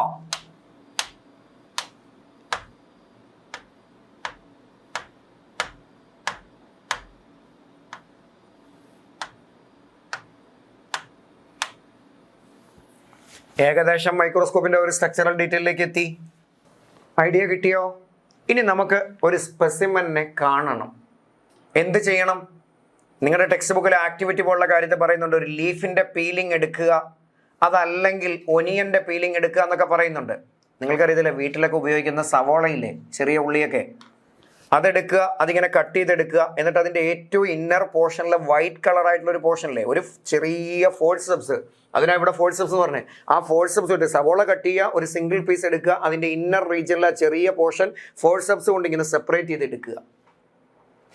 ആ പോർഷൻ സെപ്പറേറ്റ് ചെയ്തെടുത്താൽ അത് നമുക്ക് മൈക്രോസ്കോപ്പിൽ കൂടെ കാണാം. എന്ത് ചെയ്യണം? ചെയ്യേണ്ട കാര്യം, ചെറിയ ഒരു പോർഷൻ അങ്ങനെ എടുത്താൽ ഒരു വാച്ച് ഗ്ലാസ്സിലേക്ക് ഇതിങ്ങനെ ഇട്ട് വയ്ക്കുക. അവിടെ കുറച്ച് വെള്ളമൊക്കെ ഡിസ്റ്റിൽ വാട്ടർ കൊടുത്തിരിക്കണം, ഡ്രൈ ആയി പോകാതിരിക്കാൻ വേണ്ടിയിട്ടാണ്. എന്നിട്ട് എന്ത് ചെയ്യണം? ഒരു ചെറിയ ഗ്ലാസിൻ്റെ സ്ലൈഡ് എടുക്കണം. ഗ്ലാസ് വെച്ചുള്ള ഒരു ചെറിയ സ്ലൈഡാ, റെക്ടാങ്കുലർ ഷേപ്പിലുള്ള ഒരു ഗ്ലാസിൻ്റെ പീസാന്നാ പറഞ്ഞേ. എന്നിട്ട് നോക്കിക്കേ, എന്ത് ചെയ്യണം? ഗ്ലാസിൻ്റെ സ്ലൈഡ് എടുത്താൽ, ഞാൻ പറഞ്ഞു ഒനിയൻ്റെ പീലിംഗ് അല്ലെങ്കിൽ ലീഫിൻ്റെ പീലിംഗ്, നിങ്ങൾക്കറിയാം ലീഫ് ഇങ്ങനെ വലിച്ച് കീറി എടുക്കുമ്പോൾ ഒരു പ്ലാസ്റ്റിക് പോലെ കളർലെസ് ആയിട്ട് സാധനം കിട്ടൂലേ, അതാണേലും മതി. അങ്ങനെ എടുക്കുക. അല്ല ലീഫ് മൊത്തത്തോടെ, അല്ലെ നമ്മുടെ ബോഡി ഇങ്ങനെ കൊണ്ട് ലെൻസ് വെച്ചാൽ നമുക്ക് സെല്ല് കാണാൻ പറ്റുമോ? ഇല്ല. ക്രോസ് സെക്ഷൻ വളരെ തിന്നായിട്ട് എടുക്കണം, എന്നാലേ കാണാൻ പറ്റൂ. അപ്പോൾ ചെയ്ത കാര്യം എന്താണെന്ന് മനസ്സിലായോ? ഒരു ഗ്ലാസിൻ്റെ സ്ലൈഡ് വേണം, ഗ്ലാസിൻ്റെ പീസ് വേണം, വാച്ച് ഗ്ലാസ് വേണം. അനുസരിച്ചാൽ ഒരു ചെറിയ സോസർ പോലെ, ഒരു ചെറിയൊരു കപ്പ് പോലെ സ്ട്രക്ചറാണ്. ഒനിയൻ്റെ ഏറ്റവും ഇന്നർ റീജിയനിൽ നിന്ന് ഒരു ചെറിയ സിംഗിളിൻ്റെ സെഗ്മെന്റ് എടുത്തിട്ട് അതിൻ്റെ ഇന്നർ പോർഷനിൽ ആ വൈറ്റ് കളർ പോർഷൻ ഇങ്ങനെ സെപ്പറേറ്റ് ചെയ്തെടുത്തു ഫോഴ്സെപ്സ് വെച്ച്. അല്ലെ ലീഫിൻ്റെ ആ പ്ലാസ്റ്റിക് പോലെ കിട്ടുന്ന ആ കളർലെസ് പോർഷൻ ഇല്ലേ, അതെടുത്തു. എന്നിട്ട് എന്ത് ചെയ്തു? ആ പോർഷൻ, ആ കളർലെസ് ആയിട്ടുള്ള പോർഷൻ കൊണ്ട് ഇതിലേക്ക് ഇങ്ങനെ അങ്ങോട്ട് വെച്ചു. എന്ത് ചെയ്തു? അതിൻ്റെ പുറത്തേക്ക് ഒരു ഡ്രോപ്പ് സ്റ്റെയിൻ വേണമെങ്കിൽ കൊടുക്കാം, അല്ലെങ്കിൽ സ്റ്റെയിൻ അത് ഈ വാച്ച് ഗ്ലാസ്സിലേക്ക് സ്റ്റെയിൻ ഒഴിച്ചാലും മതി. സ്റ്റെയിൻ ഒഴിച്ചു. അതിനുശേഷം ഡിസ്റ്റിൽഡ് വാട്ടറിലൊന്നും എടുത്ത് കളർ നല്ലപോലെ ഉണ്ടായിരുന്നു കളയുകയും ചെയ്തു. അതിനുശേഷം ഇങ്ങോട്ട് വെച്ചു. ഇതിൻ്റെ മുകളിൽ ഒരു ചെറിയ കവർ സ്ലിപ്പ് ഇട്ട് ഇങ്ങനെ കവർ ചെയ്യണം. നിങ്ങൾ മൊബൈലിൻ്റെ ഒക്കെ കവർ ഒട്ടിക്കുമ്പോൾ ഇങ്ങനെ ഒട്ടിക്കുക, അതേപോലെ ഒരു കവർ സ്ലിപ്പാണ്, ചെറിയൊരു പ്ലാസ്റ്റിക് പോലെ അല്ലെങ്കിൽ ഒരു ഗ്ലാസിൻ്റെ തിന്നായിട്ടുള്ള ഒരു കവറാണ്. അതങ്ങോട്ട് ഇട്ട് കഴിയുമ്പോൾ അതിനകത്തുള്ള ആ ഒരു വാട്ടർ കണ്ടൻറ്റും ഒക്കെ റിമൂവ് ചെയ്ത് കളയണം, നല്ല ഡ്രൈ ആക്കുന്ന പോലെ ആക്കണം. സോ അങ്ങനെ വെച്ചാൽ സ്ലൈഡ് റെഡിയാണ്. നിങ്ങൾക്ക് ഐഡിയ കിട്ടിയോ എങ്ങനെയാണ് മൈക്രോസ്കോപ്പിൽ കൂടെ സ്പെസിമെനെ ഒബ്സർവ് ചെയ്യേണ്ടതെന്നാണ്? നമുക്ക് ലീഫിൻ്റെ സെല്ലുകളാണ് കാണേണ്ടതെങ്കിൽ ലീഫ് എടുക്കുക, അതിൻ്റെ കീറിയെടുക്കുമ്പോൾ പോലെ കാണുന്ന പോലെ ആ പീലിംഗ് എടുക്കുക, അല്ലെ ഒനിയൻ്റെ ഇന്നർ സൈഡിലുള്ള പീലിംഗ് എടുക്കുക. അതിനുശേഷം ചെറിയൊരു സോസർ ഷേപ്പ് കപ്പ് പോലുള്ളൊരു പാത്രത്തിലേക്ക്, വാച്ച് ഗ്ലാസ്സിലേക്ക് ഇടുക. ഏതെങ്കിലും ഒരു സ്റ്റെയിൻ വെച്ച് കളർ ചെയ്തിട്ട് നല്ലതുപോലെ കാണാനാ സാധാരണ ഉപയോഗിക്കുന്നത് സാഫ്രാനിൻ എന്ന് പറയുന്ന സ്റ്റെയിനാണ്. അപ്പോൾ സാഫ്രാനിൻ വെച്ചുള്ള സ്റ്റെയിൻ ഒരു ഡ്രോപ്പ് ആഡ് ചെയ്യുക. അതിനുശേഷം അതെടുത്തിട്ട് ഫോഴ്സെപ്സ് വെച്ചെടുത്ത് ഡിസ്റ്റിൽ വാട്ടറുള്ള ബീക്കറിലിട്ട് കളർ ഓവറായിട്ടുള്ളതെല്ലാം കളയുക. അതിനുശേഷം സ്ലൈഡിലേക്ക് വെക്കുക. വെച്ചതിന് ശേഷം ചെറിയ ബ്രഷോ അങ്ങനെ എന്തെങ്കിലുമൊക്കെ വെച്ചിട്ട് എന്ത് ചെയ്യണം? ഒരു ഡ്രോപ്പ് വെള്ളം അങ്ങോട്ട് ആഡ് ചെയ്യണം. എന്നിട്ട് ഒരു ചെറിയ നീഡിൽ വെച്ചിട്ട് ഒരു കവർ സ്ലിപ്പ് ഇങ്ങനെ ഇട്ട് കൊടുക്കണം. ബബിൾ ഇല്ലാതെ നോക്കുകയും വേണം. അപ്പോൾ കാണാനുള്ള സ്പെസിമൻ റെഡിയാണ്. ഇനി എന്ത് ചെയ്യണം? ഈ സ്പെസിമൻ കൊണ്ട് ഈ പോർഷൻ കണ്ടോ, ഇത് ഇതേപടി കൊണ്ട് ഇവിടെ കൊണ്ട് ഇങ്ങനെ അങ്ങോട്ട് വെക്കണം സ്റ്റേജിൽ. അപ്പോൾ ഒബ്ജക്റ്റിനെ കൊണ്ട് വെക്കേണ്ട ഫ്ലാറ്റായിട്ട് കാണപ്പെടുന്ന ആമിനിലുള്ള അറ്റാച്ച് ചെയ്തിരിക്കുന്ന പോർഷൻ്റെ പേരാണ് സ്പെസിമൻ സ്റ്റേജ്. സ്റ്റേജ് എന്ന് വിളിച്ചു. സ്റ്റേജ് അവിടെ വെച്ചിട്ട് ഇങ്ങനെ ഓടി നടക്കാൻ പറ്റിയല്ലോ മൈക്രോസ്കോപ്പ് ചെറുതായിട്ട് അനങ്ങുമ്പോൾ. അപ്പോൾ ചെറുതായിട്ട് ഇവിടെ ഒന്ന് ഇങ്ങനെ ക്ലിപ്പ് ചെയ്ത് വെക്കാൻ ഒരു സ്റ്റേജിൻ്റെ ക്ലിപ്പും ഉണ്ട്. അത്രയും വെച്ചിട്ട് നമ്മൾ എന്ത് ചെയ്യണം? നോസ് പീസിൻ്റെ പ്രസൻസിൽ റൊട്ടേറ്റ് ചെയ്യാൻ പറ്റുന്ന 3 ലെൻസുകളില്ലേ, അതിലേതെങ്കിലും ഒരു ലെൻസ് നല്ലതുപോലെ ഫോക്കസ് ചെയ്യുന്ന 10x-ലോ 40x-ലോ ഉള്ള ഒരു ലെൻസ് കറക്റ്റ് ആ ഒബ്ജക്റ്റിൻ്റെ നേരെ വരണം. എന്ന് വെച്ചാൽ ലെൻസിൽ കൂടെ ഒബ്ജക്റ്റ് കാണാനാ, അത് റൊട്ടേറ്റ് ചെയ്തിട്ടാണ് വെക്കണേ. ഇനി എന്ത് ചെയ്യണം? താഴെ ഒരു മിററില്ലേ, ആ മിററിലേക്ക് കറക്റ്റ് ലൈറ്റ് ഇങ്ങനെ അടിക്കണം. ഇവിടെ നിന്ന് ലൈറ്റ് അടിക്കണം മിററിലേക്ക്. ഈ ലൈറ്റ് അങ്ങോട്ട് റിഫ്ലക്റ്റ് ചെയ്യണം. റിഫ്ലക്റ്റ് ചെയ്യുമ്പോൾ ഇലുമിനേഷൻ ഇങ്ങനെ ഉണ്ടാകുമ്പോൾ ഈ ഒബ്ജക്റ്റിൻ്റെ അതുവഴി ലൈറ്റ് കിടക്കുമ്പോൾ ഈ ലെൻസിൽ കൂടെ കാണാം. നമ്മൾ എന്ത് ചെയ്യണം? ഒന്നുകൂടെ മൾട്ടിപ്ലൈ ചെയ്തിട്ട് വേറൊരു ലെൻസിൻ്റെ പ്രസൻസുള്ള ഐ പീസ് വഴി നമ്മൾ ഒബ്സർവ് ചെയ്യണം. ഒബ്സർവ് ചെയ്യുമ്പോൾ ചിലപ്പോൾ ബ്ലർ ചെയ്തായിരിക്കും കാണണേ, ക്ലിയർ ആയിട്ട് കാണാൻ പറ്റുകയില്ല. അപ്പോൾ ഈ നോബ് ഒന്ന് റൊട്ടേറ്റ് ചെയ്യണം, താഴോട്ടോ മുകളിലോട്ടോ ഒക്കെ. അങ്ങനെ റൊട്ടേറ്റ് ചെയ്യുമ്പോൾ ക്ലിയർ ആയിട്ട് കാണാൻ പറ്റും. ഇനി ഒരു ക്ലാരിറ്റി ഉള്ള ലെവലിൽ എത്തിക്കഴിഞ്ഞിട്ട് എന്ത് ചെയ്യണം? ചെറിയ അഡ്ജസ്റ്റ്മെൻറ്റ് നടത്താൻ ഈ ഫൈൻ അഡ്ജസ്റ്റ്മെൻറ്റും ഉണ്ട്.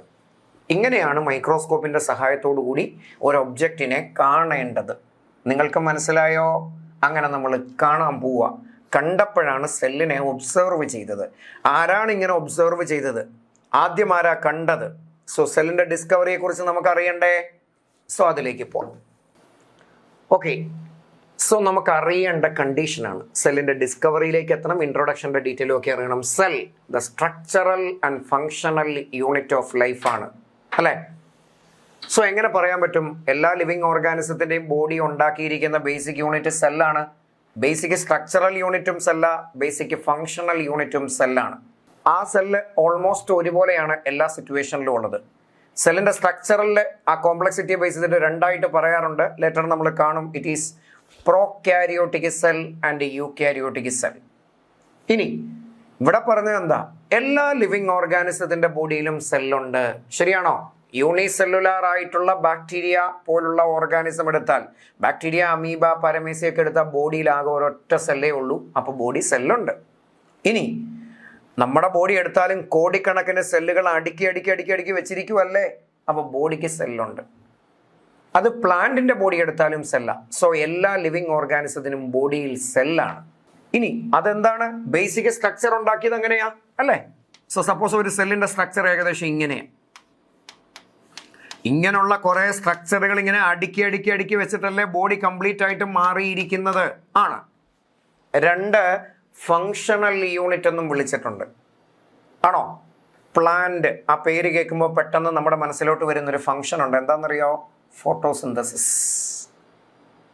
പക്ഷേ എന്ന് വെച്ച് പ്ലാന്റ് ബോഡിയിൽ ഫോട്ടോസിന്തസൈസ് ചെയ്യുന്ന എവിടെയാ?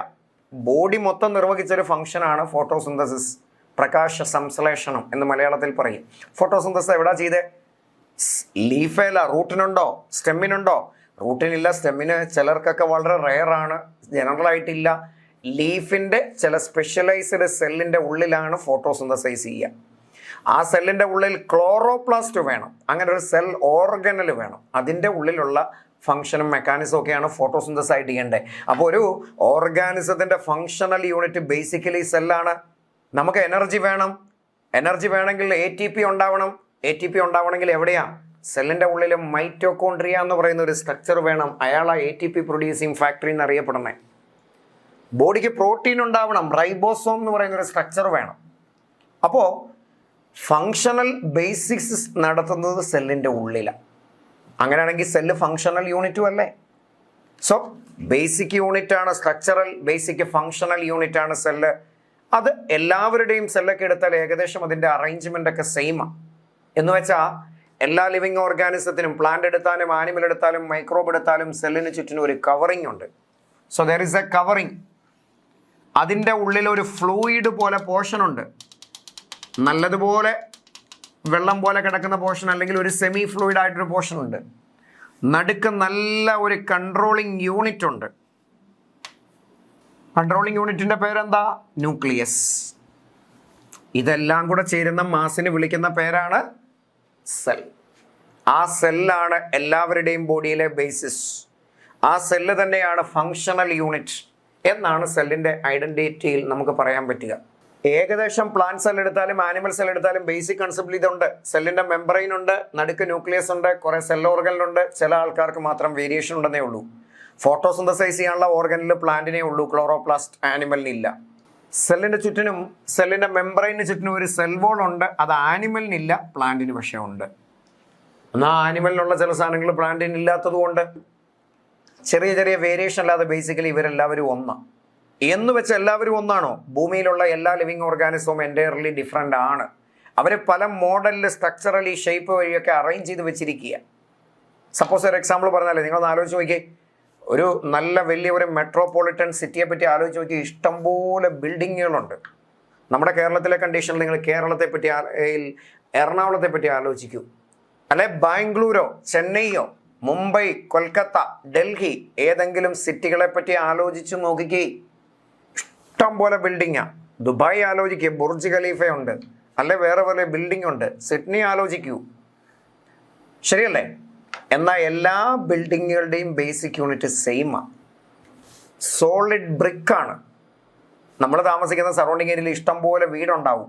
എല്ലാ വീടുകളും ഉണ്ടാക്കിയ ബേസിക് യൂണിറ്റ് സെയിമാണ്. കട്ടകൾ വെച്ചിട്ട്, സിമെന്റ് കട്ടയില്ലേ, അല്ലെ ചുടുകട്ട, മൺകട്ടയുണ്ട്, കല്ലുണ്ട്. ഇത് വെച്ചിട്ടല്ലേ എല്ലാവരും ഉണ്ടാക്കിയേ. എല്ലാ സോളിഡ് ബ്രിക്കുകളും സിമെന്റ് ബ്രിക്കുകളും സെയിമാണ്. അതിൻ്റെ കോമ്പോസിഷൻ സെയിമാണ്. അതിനകത്ത് ചെറിയ മെറ്റലുണ്ട്, സിമെന്റ് ഉണ്ട്, അതുപോലെ വെള്ളം മിക്സ് ചെയ്തിട്ടുണ്ട്. ഇതെല്ലാം കൂടെ ചേർത്തിരിക്കുന്ന ഒരു സ്ട്രക്ചറല്ലേ ഈ സോളിഡ് ബ്രിക്ക് എന്ന് വിളിക്കുന്നത്, സിമെന്റ് കട്ട എന്ന് വിളിക്കുന്നത്. എന്ന് വെച്ച എല്ലാ ബിൽഡിങ്ങിന്റെ ഷേപ്പ് ഒരുപോലെയാണോ? അല്ല. അപ്പൊ ആ മോഡലിൽ നിങ്ങൾ ചിന്തിച്ചു നോക്ക്. വലിയ ഒരു മെട്രോപൊളിറ്റൻ സിറ്റി എടുത്താൽ ഇഷ്ടം പോലെ വലിയ പൊക്കമുള്ള ബിൽഡിങ്ങുകളുണ്ട്. എല്ലാ ബിൽഡിങ്ങും ഉണ്ടാക്കിയ യൂണിറ്റ് സെയിം ആണ്. ചെറിയ ചെറിയ കട്ടകൾ അടുക്കി വെച്ചിട്ട് പല മോഡലിൽ പല ഷേപ്പിൽ കളറിലുള്ള പെയിന്റിൽ അപ്പിയർ ചെയ്തപ്പോൾ പലതായിട്ട് നമുക്ക് ഫീൽ ചെയ്തു. അങ്ങനെ തന്നെയാണ് ലിവിങ് ഓർഗാനിസത്തിൻ്റെ ബോഡി. എല്ലാവരുടെയും ബോഡിയിലുള്ള സെല്ലിനകത്തുള്ള കണ്ടീഷനൊക്കെ ഏകദേശം സെയിമാണ്. എന്ന് വെച്ചാൽ എല്ലാവരും ഒന്നാണോ? അല്ല. എല്ലാവരും പല പല മോഡലിൽ അതിനെ അറേഞ്ച് ചെയ്ത് ഷേപ്പൊക്കെ മാറ്റി കൊടുത്ത് വെച്ചിരിക്കുക. So basic structural and functional unit of living organism or life that is considered as the cell. ഞാൻ പറഞ്ഞു അതിൻ്റെ ഡിസ്കവറിയിലേക്ക് നമുക്ക് എത്തണം. So next we move on to discovery of the cell. ആരാണ് ഒരു സെല്ലിനെ ആദ്യം കണ്ടത്? So this a famous scientist.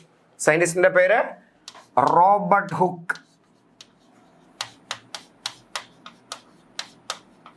In 1665 ആദ്യമായിട്ടൊരു സെല്ലിനെ കണ്ടു. സെല്ലെന്ന് പറയുന്ന സാധനം മൈക്രോസ്കോപ്പിക്കാന്ന് ഞാൻ പറഞ്ഞു. നേക്കഡ് ഐ കൊണ്ട് നോക്കിയാൽ ബോഡിയിലെ സെല്ല് കാണാൻ പറ്റൂല. ലെൻസ് വെച്ചോ മൈക്രോസ്കോപ്പ് വെച്ച് നോക്കിയാലും കാണത്തില്ല. ചെറിയ പോർഷൻ സെഗ്മെന്റ് എടുത്ത് നോക്കിയാലേ കാണാൻ പറ്റുള്ളൂ. അപ്പോൾ വലുതാക്കി കണ്ടാലേ നമുക്ക് മനസ്സിലാവുള്ളൂ, കാണാൻ പറ്റുള്ളൂ. അത്ര റയർ സ്പേസ് അല്ലെങ്കിൽ ചെറിയ സൈസാണ്. ഒരു സിമ്പിൾ മൈക്രോസ്കോപ്പിന് തുല്യമായിട്ടുള്ള സ്ട്രക്ചർ ഉണ്ടാക്കി അല്ലെ മൈക്രോസ്കോപ്പ് ഉണ്ടാക്കി ആര്? Robert hook. എന്നിട്ട് അതിൽ കൂടെ സെല്ലിനെ ആദ്യമായിട്ട് ഒബ്സർവ് ചെയ്തു. ഒബ്സർവ് ചെയ്ത് ആരെയാ? ഇറ്റ് ഈസ് കോർക്ക് ടിഷ്യൂ ആണ് ആദ്യമായിട്ട് കണ്ടത്. കോർക്ക് സെല്ലിനെയാണ് അല്ലെങ്കിൽ കോർക്ക് ടിഷ്യൂവിനെയാണ് ആദ്യമായിട്ട് കണ്ടത്. It's A dead cell. Dead ആയിട്ടുള്ള സെല്ലാണ്. എന്നിട്ട് കണ്ടത് എങ്ങനെയാ? കണ്ടപ്പോ കമ്പാർട്ട്മെന്റുകൾ പോലെയാ കണ്ടത്. എന്ന് വെച്ചാൽ അത് ഇങ്ങനെയാ, ഇങ്ങനെ കുറേ കമ്പാർട്ട്മെന്റുകൾ ഇങ്ങനെ അടുക്കി വെച്ച പോലൊരു പോർഷനായിട്ട് ഇങ്ങനെയാ കണ്ടെത്തിയത്. ഞാൻ ഒരു ചെറിയ പോർഷൻ ഇങ്ങനെ വരച്ച് വെച്ചിരിക്കുന്നതേ ഉള്ളൂ. കണ്ടോ? കുറേ ചെറിയ സെഗ്മെന്റുകളായിട്ട് കമ്പാർട്ട്മെന്റുകളായിട്ട് ഇങ്ങനെ കണ്ടെത്തി. സ്മോൾ റൂംസ് എന്ന അർത്ഥം വരുന്ന സെൽ എന്നുള്ള കൺസെപ്റ്റിനുള്ള ആ ഒരു പേരും കൂടെ അവിടെ നിന്ന് കിട്ടുകയും ചെയ്തു. സെൽസ്. ഇയാൾ കണ്ട സെല്ല് കോർക്ക് ടിഷ്യൂ എന്ന് ഞാൻ പറഞ്ഞില്ലേ? കോർക്ക് സെല്ല, ഡെഡാ, ലിവിങ് കണ്ടീഷൻ അല്ല. കോർക്ക് എന്നാന്ന് മനസ്സിലായോ? നിങ്ങൾക്കറിയാമോ മെഡിസിനൽ ബോട്ടിലിൻ്റെ ഒക്കെ മുകളിൽ കോർക്ക് വെച്ച് അടക്കിയല്ലേ? അത് കിട്ടുന്ന മരങ്ങളുണ്ട്. അപ്പോൾ ആ മരത്തിൻ്റെ കോർക്ക് കിട്ടുന്ന നല്ലപോലെ കോർക്കുള്ള ആ മരത്തിൻ്റെ കോർക്കിൻ്റെ സെല്ലെടുത്തിട്ട് സെപ്പറേറ്റ് ചെയ്തിട്ടാണ് ആദ്യമായിട്ട് സെല്ലിനെ കണ്ടത്. അപ്പോൾ ആ ബോട്ടിൽ കോർക്ക് പോലത്തെ സ്ട്രക്ചർ എടുത്ത് സെപ്പറേറ്റ് ചെയ്ത് മൈക്രോസ്കോപ്പിക് പോലെ ഇയാൾ ഉണ്ടാക്കിയ സിമ്പിൾ മൈക്രോസ്കോപ്പിൻ്റെ സ്ട്രക്ചറിൽ കൂടെ ഒബ്സർവ് ചെയ്തു. കണ്ടത് ഇങ്ങനെയാണ്, കമ്പാർട്ട്മെൻറ്റുകൾ പോലെ, കുറേ ചെറിയ റൂമുകൾ പോലെ, ഹണി കോമ്പിൻ്റെ മോഡലിലൊരു സ്ട്രക്ചറായിട്ട് കണ്ടു. അപ്പോൾ സ്മോൾ റൂം എന്നുള്ള നെയിം കിട്ടുന്ന സെൽ എന്നുള്ള ഒരു കൺസെപ്റ്റിലേക്ക് അങ്ങനെ എത്തുകയും ചെയ്തു. ഇതാണ് ആദ്യമായിട്ട് കണ്ട സെൽ. പക്ഷെ അതൊരു ഡെഡ് സെല്ല. സെല്ലിനകത്തുള്ള കണ്ടന്റ് ഇല്ല. സെല്ലിന്റെ ഉള്ളിലുള്ള കണ്ടന്റ് ഉൾപ്പെടെ ലിവിങ് സെല്ല് കണ്ട് പതിയെ സെല്ലിന്റെ ഡിസ്കവറി, ഒരു സൈറ്റോളജിക്കൽ എവല്യൂഷണറി ഓഫ് ഡിസ്കവറി ഉണ്ടാകുന്നുണ്ട്. ഞാൻ പറഞ്ഞു 1665 ആദ്യത്തെ സെല്ല് കണ്ടിട്ട് വർഷം 400ഓളം ആകാറായി. റീസെന്റ് ആയിട്ട് സെല്ലിനകത്തുള്ള പല സ്ട്രക്ചറും കണ്ടുപിടിച്ചത്. സെല്ലിന് ചുറ്റിനും ഒരു കവറിംഗ് ഉണ്ട്, സെൽ മെമ്പറൈൻ, പ്ലാസ്മ മെമ്പറൈൻ. അതിൻ്റെ കറക്റ്റ് സ്ട്രക്ചർ ഈ അടുത്തിടയിലാണ് കണ്ടുപിടിച്ചത്. 1972 രണ്ട് സയൻറ്റിസ്റ്റുകൾ ഫേമസ് ആയിട്ടുള്ള കൺസെപ്റ്റ് വഴി ആ സ്ട്രക്ചർ പ്രൊപ്പോസ് ചെയ്തത്. പക്ഷെ സെല്ല് കണ്ട എത്ര നാൾ കഴിഞ്ഞിട്ടാ? 1665 കണ്ടിട്ട് 300 years കഴിഞ്ഞു. 1972 എത്തി. അപ്പോഴാണ് സെല്ലിൻ്റെ മെമ്പറൈൻ്റെ സ്ട്രക്ചർ എന്താണെന്ന് കാണാൻ പോലും പറ്റിയത്. അപ്പം സെല്ലുമായിട്ട് ബന്ധപ്പെട്ട സൈറ്റോളജിയുടെ ഡിസ്കവറി, അതിൻ്റെ ആ ഒരു എവല്യൂഷൻ വളരെ കോംപ്ലക്സ് ആണ്. ഒറ്റ ദിവസം കൊണ്ടോ കുറേ നാളുകൾ കൊണ്ടോ ഒന്നുമല്ല, വർഷങ്ങളെടുത്ത് സെഞ്ചുറീസ് എടുത്തിട്ടാണ് സെല്ലിൻ്റെ കറക്റ്റ് ഡിസ്കവറി എത്തിയത്. ആ ഒരു എവല്യൂഷണറി സീക്വൻസിലേക്ക് നമ്മൾ വരികയാണ്. സൈറ്റോളജിയുടെ ഡിസ്കവറിയിലുള്ള കുറച്ച് ഫേമസ് ആയിട്ടുള്ള സയൻറ്റിസ്റ്റുകളെ കുറിച്ചൊന്ന് പരിചയപ്പെടുത്തുക. Evolution of the cell theory എന്ന് എഴുതിയ അവസാനം ഞാൻ നിർത്തിയിട്ടുണ്ട്. നിങ്ങളുടെ ടെക്സ്റ്റ് ബുക്ക് എടുക്കുമ്പോൾ സെക്കൻഡ് പേജിലൊക്കെ ആയിട്ട് ഒരു ചെറിയ കോളം വരച്ചിട്ട് സെല്ലിൻ്റെ കുറച്ച് ഡിസ്കവറിയെ കുറിച്ച് പറയുന്നുണ്ട്. ഒരു കോളത്തിനകത്തുള്ള കാര്യങ്ങളാണ് നമ്മൾ വായിച്ച് മനസ്സിലാക്കാൻ അതൊന്ന് പരിചയപ്പെടുത്താൻ പോവാണ്. അതിനെ ഈ ഫോട്ടോഗ്രാഫൊക്കെ കാണിച്ചേ. സെല്ലുമായിട്ട് ബന്ധപ്പെട്ട ഡിസ്കവറിയിലെ ഫേമസ് ആയിട്ടുള്ള കുറേ സയൻറ്റിസ്റ്റുകൾ നമുക്ക് പഠിക്കാൻ തന്നിരിക്കുന്നവരുടെ ഫോട്ടോഗ്രാഫായി കാണിച്ചിരിക്കുന്നത്. ഓരോരുത്തരെയും ഒന്ന് പരിചയപ്പെട്ടാലോ? ഞാൻ പറഞ്ഞു ആദ്യത്തെ ആൾ അവിടെ കാണിച്ചിരിക്കുന്നത്, ആദ്യമായിട്ട് സെല്ല് കണ്ടയാളാ. First cell observed by Robert Hooke ആണ്. ഏത് ഇയറിലാ? 1665 കണ്ടത്. ഇയാൾ കണ്ട സെല്ലേതാ? കോർക്ക് സെല്ലാണ്. അത് ഡെഡ് ആയിട്ടുള്ള കോർക്ക് ഡെഡ് ടിഷ്യൂ ആണ് കണ്ടത്. കമ്പാർട്ട്മെന്റുകൾ പോലെ, ഹണികോംബ് പോലെ, റൂമുകൾ പോലെ കണ്ടെന്നാ പറഞ്ഞതല്ലേ? അപ്പൊ പിന്നെ ആരാ ഒരു ലിവിങ് സെൽ ആദ്യമായിട്ട് കണ്ടത്? So first living cell observed by Anton van Leeuwenhoek. Anton von Leeuwenhoek, LEEUWENHOEK, Anton van Leeuwenhoek. കുറച്ച് നാളുകൾ കഴിഞ്ഞു, 1674 9 വർഷം കഴിഞ്ഞപ്പോൾ ആന്റൺ വാൻ ലിയുവൻഹോക്ക് എന്ത് കണ്ടു? ഫസ്റ്റ് ലിവിങ് സെല്ലിനെ ഒബ്സർവ് ചെയ്തു ആന്റൺ വാൻ ലിയുവൻഹോക്ക്. എന്താ കണ്ടത്? ഒരു പോണ്ട് ഏരിയയിൽ നിന്ന് ഉള്ള സെല്ലെടുത്തിട്ടാണ് ലിവിങ് സെല്ല് കാണുന്നത്. ചില ആൽഗെ പോലുള്ള സെല്ലുകൾ കണ്ടിട്ടുണ്ട്, ലേറ്റർ ബാക്ടീരിയൽ സെല്ല് കണ്ടിട്ടുണ്ട്, ദെൻ സ്പേം സെല്ല് കണ്ടിട്ടുണ്ട്. അങ്ങനെ പല സെല്ലുകളും ഒബ്സർവ് ചെയ്തിട്ടുണ്ട്. സോ ഫസ്റ്റ് കണ്ട സെല്ലിന്റെ ഡീറ്റെയിൽ ആണ് ഞാൻ പറഞ്ഞത്. ആദ്യത്തെ ലിവിങ് സെല്ല് കണ്ട സയന്റിസ്റ്റിന്റെ പേരാണ് ആന്റൺ വാൻ ലിയുവൻഹോക്ക്. സെല്ലിന്റെ കാര്യങ്ങളൊക്കെ മുഴുവൻ കൺട്രോൾ ചെയ്യുന്ന ഒരു യൂണിറ്റ് ഉണ്ട്. ആരാന്നറിയോ? ന്യൂക്ലിയസ്. സോ ന്യൂക്ലിയസിനെ ഒബ്സർവ് ചെയ്ത സയന്റിസ്റ്റിന്റെ പേര് ഇവിടെ പറയുന്നുണ്ട്. It is Robert brown. നിങ്ങളുടെ മനസ്സിൽ ഇരിക്കണം കേട്ടോ, റോബർട്ട് ബ്രൗൺ. കുറച്ച് നാൾ കഴിഞ്ഞു, 1831 ആദ്യമായിട്ട് എന്ത് കണ്ടുപിടിച്ചു? ന്യൂക്ലിയസ്. ഞാൻ ഒരു ചെറിയ ഫോട്ടോഗ്രാഫിൽ ഇവിടെ കാര്യം കാണിച്ചിട്ടുണ്ട്. റോബർട്ട് ബ്രൗൺ ആണ് കണ്ടുപിടിച്ചത്. Use the word nucleus for dark spot in a cell എന്ന. അപ്പോൾ ഒരു സെല്ല് എടുത്തിട്ട്, എന്താ ഒരു സെല്ല്? ഇത് ഇങ്ങനെ ഇരിക്കുക, അതിൻ്റെ ഉള്ളിൽ ഒരു ഡാർക്ക് സ്പോട്ട് പോലെ ഇങ്ങനെ ന്യൂക്ലിയസിനെ ഒബ്സർവ് ചെയ്യാൻ പറ്റി. അപ്പോൾ സെല്ല് എടുത്തു കഴിഞ്ഞാൽ അതിനകത്തൊരു ചെറിയ ഡാർക്ക് സ്പോട്ട് പോലെ കാണപ്പെടുന്ന സെല്ലിൻ്റെ കൺട്രോളിങ് യൂണിറ്റ് ആണ് ന്യൂക്ലിയസ്. അയാളാണ് സെല്ലിൻ്റെ എല്ലാ കാര്യങ്ങളെയും തീരുമാനിക്കുന്നത്. അതിനുള്ള ജനറ്റിക്കൽ ഇൻഫർമേഷൻ ന്യൂക്ലിയസിൻ്റെ ഉള്ളിലാണ്. ഇത് ആദ്യമായിട്ട് കണ്ട സയൻറ്റിസ്റ്റിൻ്റെ പേരാണ് റോബർട്ട് ബ്രൗൺ ഇൻ 1831. ഇനി വേറൊരു സയൻറ്റിസ്റ്റിൻ്റെ പേര് ഞാൻ ഇവിടെ എഴുതിയിട്ടുണ്ട്, ജൊഹാൻസൺ പർക്കിൻസി. സോ നെക്സ്റ്റ് സയൻറ്റിസ്റ്റിൻ്റെ പേര് പർക്കിൻസി.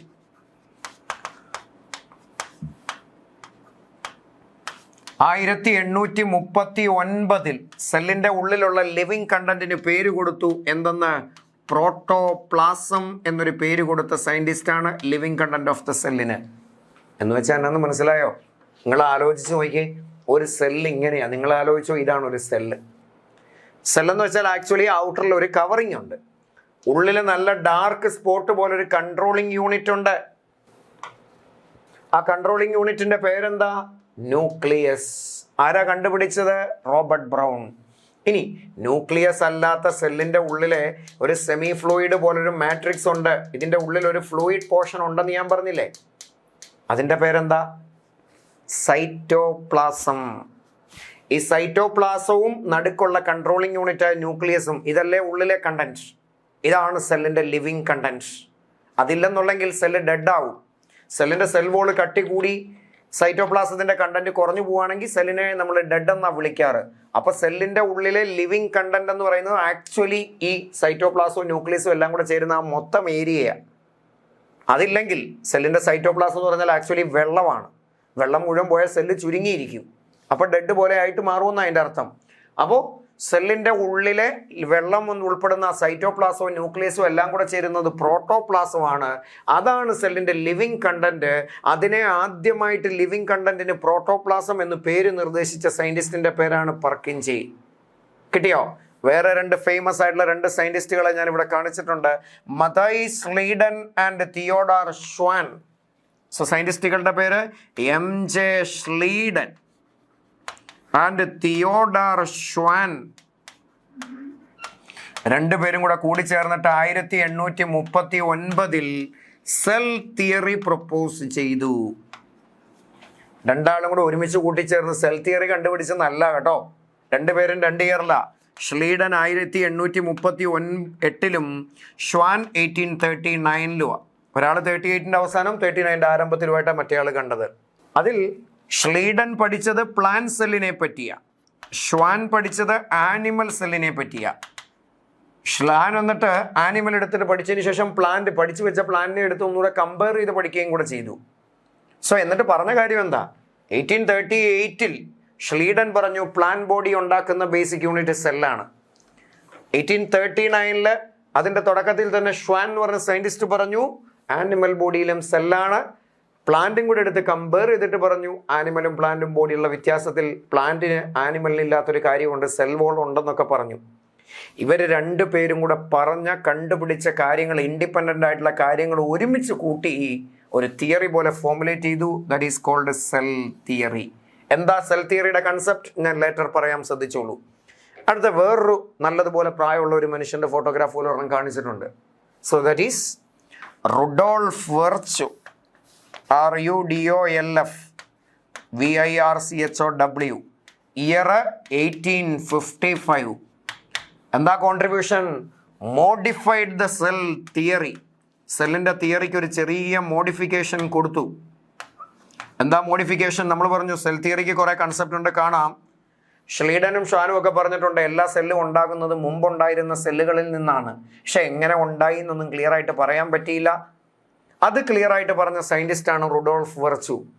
ഞാൻ പറഞ്ഞു അതിനുശേഷം ഓരോ ഇയറിലായിട്ട് സെല്ലിൻ്റെ അകത്തുള്ള ഓരോരോ ഓർഗനലുകൾ കണ്ടുപിടിച്ചുകൊണ്ടിരിക്കുക. സെല്ലിൻ്റെ ഉള്ളിൽ എൻഡോപ്ലാസം റെട്ടിക്കുലം ഉണ്ട്, ഗോൾജി കോംപ്ലക്സും മൈറ്റോകോൺട്രിയയും ക്ലോറോപ്ലാസ്റ്റും റൈബോസോമും ഒക്കെ ഇല്ലേ, ലൈസോസോമും വാക്യൂളും ഒക്കെ ഉണ്ട്. അതിങ്ങനെ പല സയൻറ്റിസ്റ്റുകൾ കഴിഞ്ഞ സെഞ്ചുറിയിലും ഒക്കെ ആയിട്ട് ഇങ്ങനെ കണ്ടുപിടിച്ചുകൊണ്ടിരിക്കുക. റീസെൻ്റ്ലി സെല്ലിൻ്റെ ഈ കവറിങ് ഉണ്ടല്ലോ, സെല്ലിന് ചുറ്റിനുമുള്ള സെൽ മെമ്പറൈൻ എന്നോ പ്ലാസ്മ മെമ്പറൈൻ എന്നോ വിളിക്കും, അതിൻ്റെ ഫുൾ സ്ട്രക്ചർ അക്സെപ്റ്റഡ് മോഡൽ കണ്ടുപിടിച്ചത് 1972-ലാണ്. അപ്പോൾ ചുരുക്കത്തിൽ സെൽ ആരാണ്, അതിനകത്ത് എന്തൊക്കെ ഉണ്ട്, ഇതെന്നൊരു ഡിസ്കവറിയിലേക്ക് എത്താൻ പോലും 10, 350, 400 വർഷത്തോളം എടുത്തു. സോ അത്ര കോംപ്ലിക്കേറ്റഡ് ആ സെൽ.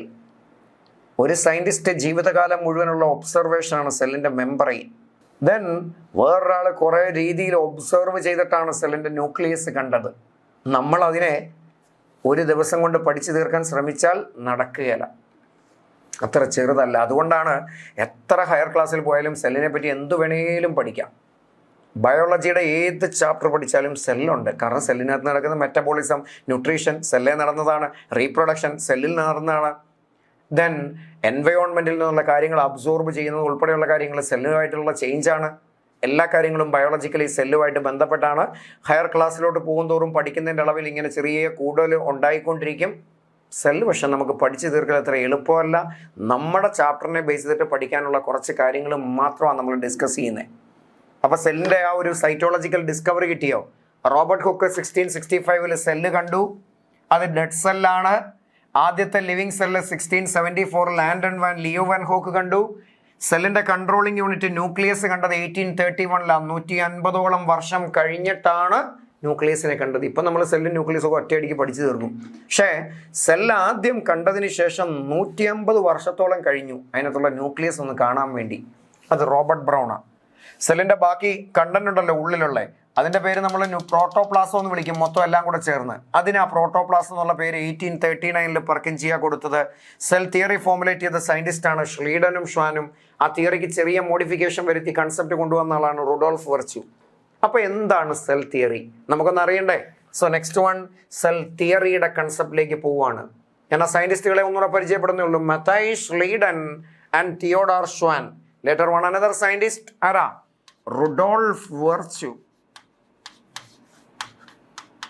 Rudolf Virchow. അത് തന്നെ ഇവിടെയും കാണിച്ചിരിക്കുന്നത്. ഷ്ലീഡൻ ഉണ്ട്, ഷ്വാൻ ഉണ്ട്, വെർച്ചു ഉണ്ട്. ഇത് 3 പേരും കൂടെ ചേർന്നിട്ടാണ് സെൽ തിയറിയുടെ ഫുൾ കൺസെപ്റ്റ്. എങ്കിലും ആദ്യം പറഞ്ഞത് ഷ്ലീഡനും ഷ്വാനുമാണ്. So first one Schleiden. രണ്ടാമത്തെ സയൻറ്റിസ്റ്റിന്റെ പേര് ഷ്വാൻ. മോഡിഫൈ ചെയ്ത സയൻറ്റിസ്റ്റിന്റെ പേര് റുഡോൾഫ് വെർച്ചു. എന്താ full concept? Matthias Schleiden and Theodor Schwann. 1838-ലാണ് ഷ്ലീഡൻ പഠിച്ചത്, 1839-ലാണ് ഷ്വാൻ പഠിച്ചത്. രണ്ടുപേരുടെ ഒബ്സർവേഷൻ കൂടെ കൂടി 1839 സെൽ തിയറി ആയിട്ട് ഫോർമുലേറ്റ് ചെയ്തു. And what is the concept of cell theory? പ്രധാനമായിട്ടും 3 കാര്യങ്ങൾ പറയുന്നു. ഒന്ന്, all living organisms are made up of cell. 2, cell is the basic structural and functional unit of life. 3, all cells are formed from pre existing cells. എല്ലാ സെല്ലുകളും ഉണ്ടാകുന്നത് മുമ്പുണ്ടായിരുന്ന സെല്ലുകളിൽ നിന്നാണ്. പക്ഷെ എങ്ങനെ ഉണ്ടാകും? മുന്നേ ഉള്ള സെല്ലിൽ നിന്ന് ഉണ്ടാവണമെന്നുണ്ടെങ്കിൽ ആ സെല്ല് ഡിവൈഡ് ചെയ്ത് വേണം പുതിയതുണ്ടാവാൻ, അല്ലെങ്കിൽ അത് മോഡിഫൈ ചെയ്തിട്ട് വേണം പുതിയതുണ്ടാവാൻ. അത് ക്ലിയർ ആയിട്ട് പറഞ്ഞ സയൻറ്റിസ്റ്റ് ആരാ? റുഡോൾഫ് വെർച്യു എന്നുള്ള സയൻറ്റിസ്റ്റ് 1855. സോ ഇതെല്ലാം കൂടിയാണ് മോഡിഫൈഡ് സെൽ തിയറി.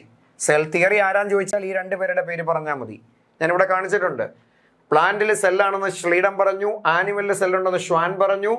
രണ്ടും കൂടെ കൂടിച്ചേർന്നിട്ട് ഒബ്സർവേഷനെ സെൽ തിയറിയാക്കി ഒന്നുകൂടെ മോഡിഫൈ ചെയ്തിട്ട് സെൽ ഉണ്ടാകുന്നത് മുമ്പുണ്ടായിരുന്ന സെല്ലിൽ നിന്നാണെന്ന് റുഡോൾഫ് വെർച്യു പറഞ്ഞു. ഇതെല്ലാം കൂടെ കൂടിയതാ മോഡിഫൈഡ് സെൽ തിയറി. ശരിയാണോ? ഒന്നാമത്തെ concept, all living organisms are made up of cell. Cell ഇല്ലാത്തവരെ നമുക്ക് ലിവിങ് എന്ന് നല്ലപോലെ വിളിക്കാൻ പറ്റൂല. ബാക്ടീരിയ ആണേലും പരമേസിയം യൂഗ്ലീന പോലുള്ളവരാണേലും പ്ലാന്റോ ആനിമലോ ഫംഗസോ ആരെടുത്താലും സെല്ലുണ്ട്. ശരിയല്ലേ? 2, cell is the basic structural and functional unit of life. ഞാൻ മുമ്പേ പറഞ്ഞു എല്ലാവരുടെയും ബോഡി സെല്ലുണ്ട്, പക്ഷെ ബേസിക് സ്ട്രക്ചറൽ യൂണിറ്റ് സെല്ല. ആ സെല്ലിൻ്റെ സ്ട്രക്ചറിലും ഷേപ്പിലും ഒക്കെയുള്ള അപ്പിയറൻസ് ഒരുപോലെയാണ്. അത് മോഡിഫൈ ചെയ്തിട്ട് പല ഫംഗ്ഷന് വേണ്ടി, പല ഷേപ്പിന് വേണ്ടി, പല രീതിയിലും മാറ്റപ്പെടുമ്പോൾ പല ഷേപ്പിലുള്ളവർ കിട്ടും. ഞാൻ നേരത്തെ പറഞ്ഞ പോലെ ഒരു മെട്രോപൊളിറ്റൻ സിറ്റി കണ്ടാൽ ഇഷ്ടം പോലെ ബിൽഡിംഗ് ആണ്. എല്ലാത്തിൻ്റെയും ബിൽഡിംഗ് ബ്ലോക്ക് സെയിം ആണ്. ഒരു സിമെൻറ്റ് ബ്രിക്കാണ്, ഒരു സിമെൻറ്റിൻ്റെ കട്ടയാണ്, ചുടുകട്ടയാണ്, അല്ലെങ്കിൽ കല്ലാണ്. പക്ഷെ അതെല്ലാവരും കണ്ടാൽ ഒരുപോലാണോ? പല രീതിയിൽ മോഡിഫൈ ചെയ്തിട്ട് ഷേപ്പിൽ പല രീതിയിലാക്കി മാറ്റിയിരിക്കുകയല്ലേ? അതുപോലെ തന്നെയാണ് സ്ട്രക്ചറലി എല്ലാവരുടെയും യൂണിറ്റ് സെല്ല് തന്നെയാണ്. പക്ഷെ അത് മോഡിഫൈ ചെയ്ത് മാറ്റിയിട്ടുണ്ട്. ആൻഡ് ഫങ്ഷണൽ യൂണിറ്റും സെല്ലാന്ന് നമ്മൾ പറഞ്ഞു. പ്ലാന്റിന്റെ ഫംഗ്ഷൻ ഫോട്ടോസിന്തസ, പക്ഷെ നിർവഹിച്ചത് എവിടെ? സെല്ല. പ്ലാന്റിന്റെ ബോഡിയിൽ വാട്ടറിന്റെ കണ്ടക്ഷൻ നടന്ന് മുകളിലോട്ട് കയറി പോകുന്നുണ്ട്. സോയിലിൽ നിന്ന് വെള്ളം വലിച്ച് റൂട്ടെ കയറി സ്റ്റെമ്മിലെത്തി ലീഫും കഴിഞ്ഞ് ഇവാപ്പറേറ്റ് ചെയ്ത് പോകുന്നുണ്ട്. ഈ മുകളിലോട്ട് കയറുന്ന പൈപ്പാര സൈലം എന്ന് പറയുന്ന ഒരു പ്ലാന്റ് ബോഡിയിലെ ടിഷ്യൂ ആണ്. That involved in conduction of water and minerals. ശരിയല്ലേ? അപ്പോൾ സെല്ലാണ് ഇതിൻ്റെയൊക്കെ ബേസിക്കലായിട്ടുള്ള ഫങ്ഷണൽ യൂണിറ്റും. മൂന്നാമത്തെ കാര്യം എന്താ? All cells are formed from pre existing cell. മുമ്പുണ്ടായിരുന്ന സെല്ലുകളിൽ നിന്ന് ഉണ്ടാകും. പക്ഷെ എങ്ങനെയാണെന്ന് വ്യക്തമായിട്ട് പറഞ്ഞത് റുഡോൾഫ് വെർച്യുവിൻ്റെ കൺസെപ്റ്റില്ല. മുമ്പുണ്ടായിരുന്ന സെല്ല് മോഡിഫൈ ചെയ്ത് മാറും, അല്ലെങ്കിൽ ഡിവൈഡ് ചെയ്ത് മാറും. അങ്ങനെയാണ് പുതിയ സെല്ല് ഉണ്ടാകുന്നതെന്നാണ് റുഡോൾഫ് വെർച്യുവിൻ്റെ കൺസെപ്റ്റ് പറഞ്ഞിരിക്കുന്നത്. ഐഡിയ കിട്ടിയോ? So that's A cell theory. ഞാൻ പറഞ്ഞു there are 3 points in cell theory. All living organisms are made up of cell. Cell is the basic structural and functional unit of life. All cells are formed from pre-existing cell that together form the cell theory concept. Cell ഉണ്ടേലേ living എന്ന concept ആയിട്ട് പറഞ്ഞുള്ളൂ. Cell ഇല്ലാത്തവരുണ്ട്. For example virus.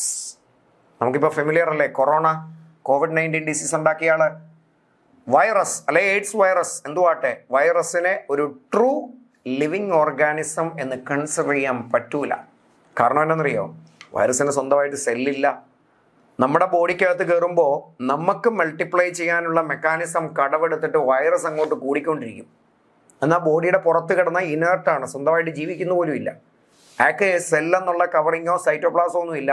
ഒരു RNA DNA പോലുള്ള ഒരു nucleic ആസിഡും ചുറ്റിനും ഒരു പ്രോട്ടീൻ്റെ കവറിങ്ങും മാത്രമേ ഉള്ളൂ. അല്ല, ട്രൂ സെല്ലല്ല വൈറസ്. അപ്പോൾ സെല്ലാണെങ്കിൽ അത് ഈ പറഞ്ഞ കൺസെപ്റ്റിൽ എത്തണം. അതിൻ്റെ ഉള്ളിലുള്ള കണ്ടന്റ് എന്താ, സ്ട്രക്ചറൽ കോംപ്ലക്സിറ്റി എങ്ങനെയൊക്കെയാ, ബോഡി ഓർഗനൈസേഷൻ്റെ കോംപ്ലക്സിറ്റി എന്താ, ഓരോരുത്തരുടെയും സ്ട്രക്ചറും ഫംഗ്ഷനും എല്ലാം നമ്മൾ പഠിച്ചാൽ ചാപ്റ്റർ ഫിനിഷ് ചെയ്യാം. ഓക്കെ അല്ലേ?